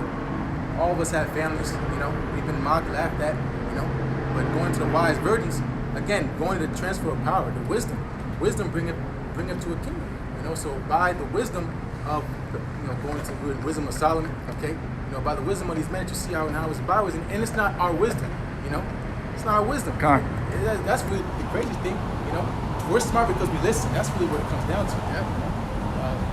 Continuing on, verse 23. Turn you at my reproof. Behold, I will pour out my spirit unto you, and I will make known my words unto you. Because I have called and you refused, I have stretched out my hand and no man regarded. But ye have set at not all my counsel, and with none of my reproof. Yep. So that's again the majority of our people. There was a calling, okay, because many are called. All of Israel was called, but only few are going to be chosen. Because only the few, the ones that are going to listen. You know. Go ahead. Verse 26. I will laugh at your calamities.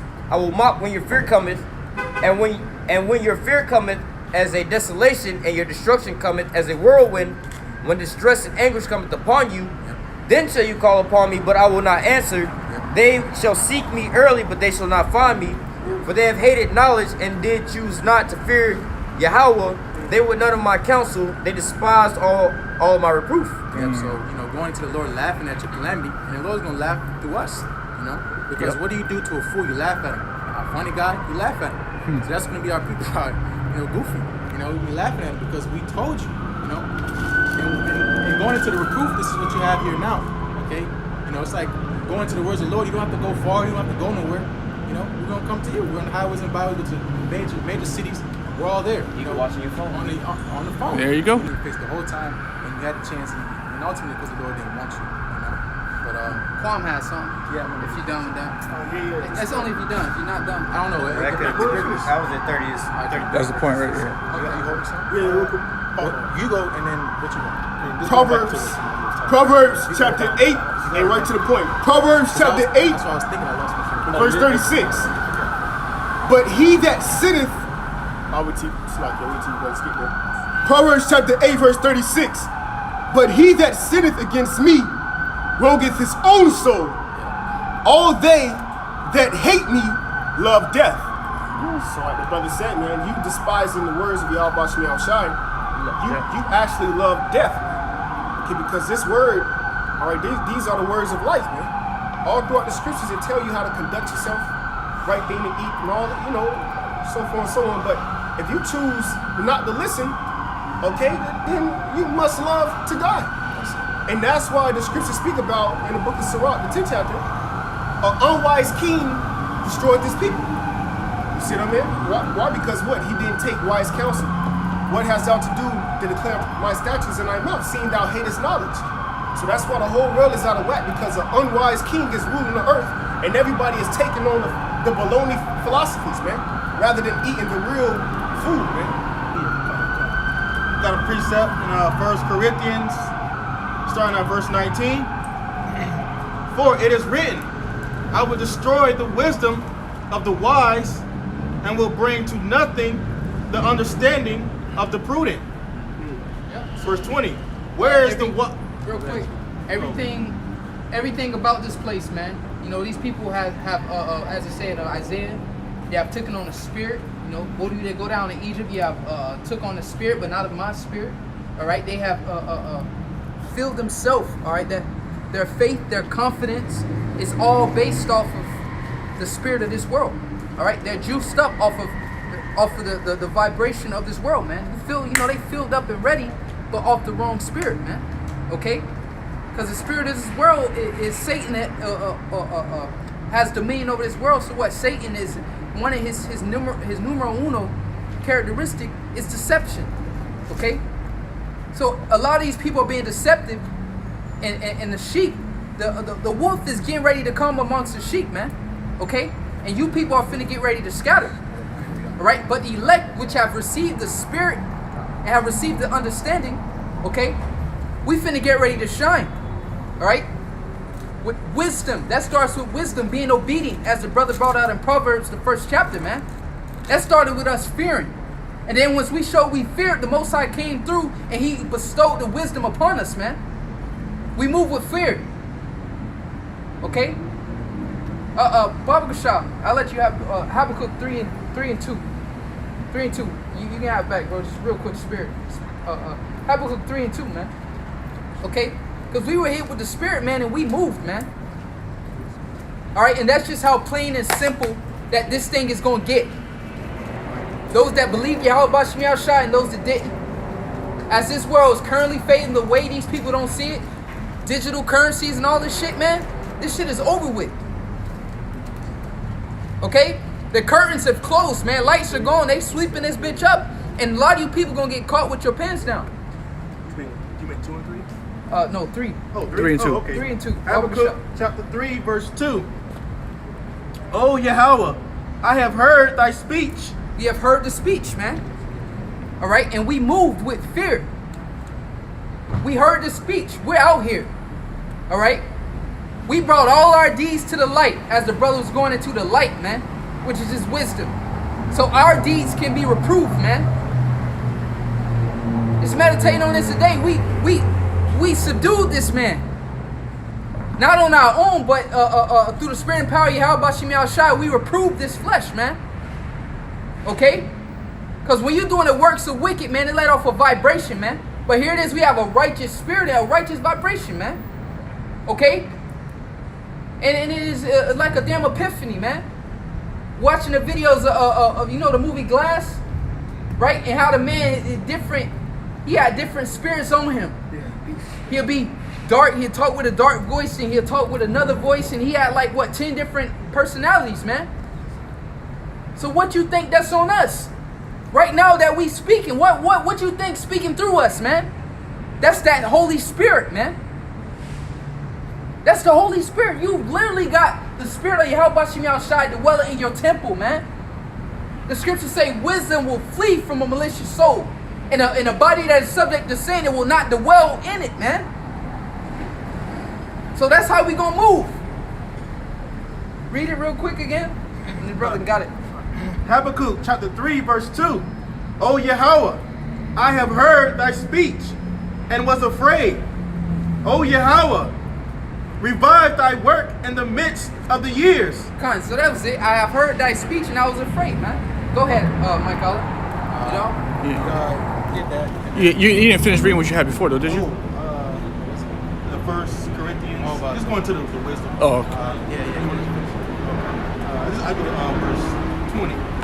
Where is the wise? Where is the scribe? Yep. Where are they? Because, again, break down the chip. Break down what is the mark of the beast. Where are you people? Where are the wise? Where are these wise guys? You know? They're nowhere to be found, especially when the stuff starts being made mandatory. All right, where are these wise guys be thermonuclear missiles start flying through? You know, where are you guys at? You know? Where are you? Because you know where to be found because you're getting ready to flee. Casper. Where is the disputer of this world? The disputer, because a lot of people are going into our game saying people all these questions. What if they force you down and they tie your shoe? And, like, have faith. You know, you ask these questions because you don't believe. And pray the Lord increase your faith. You know, pray the Lord increase your faith. Because if you're obviously lacking something, you know, pray to the Lord, okay? If you're not praying to the Lord, you don't believe, okay? Stop trying to find a question and seal your way out of what's going to happen. You know, believe in Yahweh Shem Yahushai, you can do it, all right?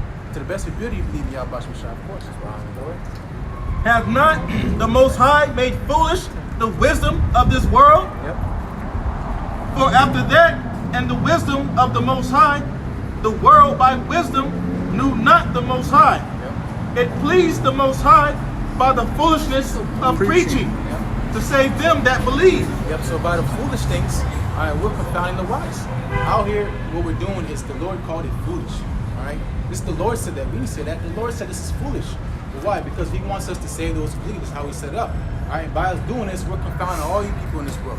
All you wise guys, all you, sky-rise, high rollers, you're being found to be, you're really found to be the dumbest, okay? So you called us dumb, called us this and that, but what? You didn't consider the ladder in. That's what I was going to talk about. Nobody considered the ladder in. Nobody's considering the right-hand side. Nobody's considering, what we consider. Going into the chariots, coming and returning, the Lord returning. Nobody considers these things, okay? Because they're not reading, all right? And that's why they're ultimately all going to, the words of the Lord is going to stand in these last days. This is the counsel of the Lord. So that's our W. This is our golden ticket, the words of the Lord. That's right. They so wise, they deal with shit when it takes place. That's them. They're not seeing ahead. All right, or what's coming. You know, and that's what they strength is in their own wisdom, their own understanding. I deal with that shit when it, They wait till it do. Whatever happens, I'll be able to deal with it. I'm smarter. I'm that strong to be able to deal with it when it happens. It's not wisdom. That ain't wisdom. The scripture say, a prudent man foreseeth the evil and hideth himself. A prudent foreseeth the evil. Before. Foresee, man. It's proactive versus being reactive. Exactly. The water, man. Proactive. These people out here, they really think when this shit pop up, whatever. If it happens, it happens. And, being reactive. Go ahead, all right? Because that's why they're easily to be controlled. Because Esau knows they're going to be their reaction. So control them. Us being proactive, he can't control us because that's power. We have ways to foresee. And that's why this book is so powerful. Because prophecies, man. Go ahead, go ahead, man. This is the book of 1 Thessalonians chapter 4, and start at verse 9. But as touching brotherly love, ye need not that I write unto you, for ye yourselves are taught of the Most High to love one another. Yep, because that, going into brotherly kindness is very, very important. It's always been harped on because think about why, going into the story of Cain and Abel. You know, the first murder was because a brother did not love his brother. You know, so going to all this envy and you know, pretty much the deeds of the flesh being manifest, it happens if you don't love your brother. You know, it starts with not loving your neighbor. You know, because that's why again going to the 2 greatest commandments. Yeah, I was going to do it. First Thessalonians 4:10. And indeed you do it toward all the brethren which are in Macedonia, but we beseech you, brethren, that ye increase more and more, and that you study to be quiet and do your own business. So increase more and more, because the Lord wants us to be fruitful. You know, going into bearing fruit. The Lord said if you don't bear fruit, He's going to cast you down, go into the fire. So the Lord wants you to build upon what He's giving you, because we're going to the light, we're going to another prayer, going to the talents. All right, you having this wisdom, you're supposed to build upon this, okay? Because this is a business.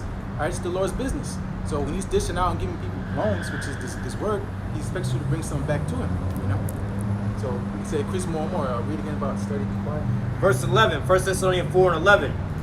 And that ye study to be quiet and to do your own business and to work with your own hands as we commanded you. And that you walk honestly towards them that are without, and that you may, and that... To walk honestly with them that are without, meaning they don't understand the scriptures. You know, walk honestly, you know, meaning you're not partaking, you're not doing that, you know, nigga stuff that our people do.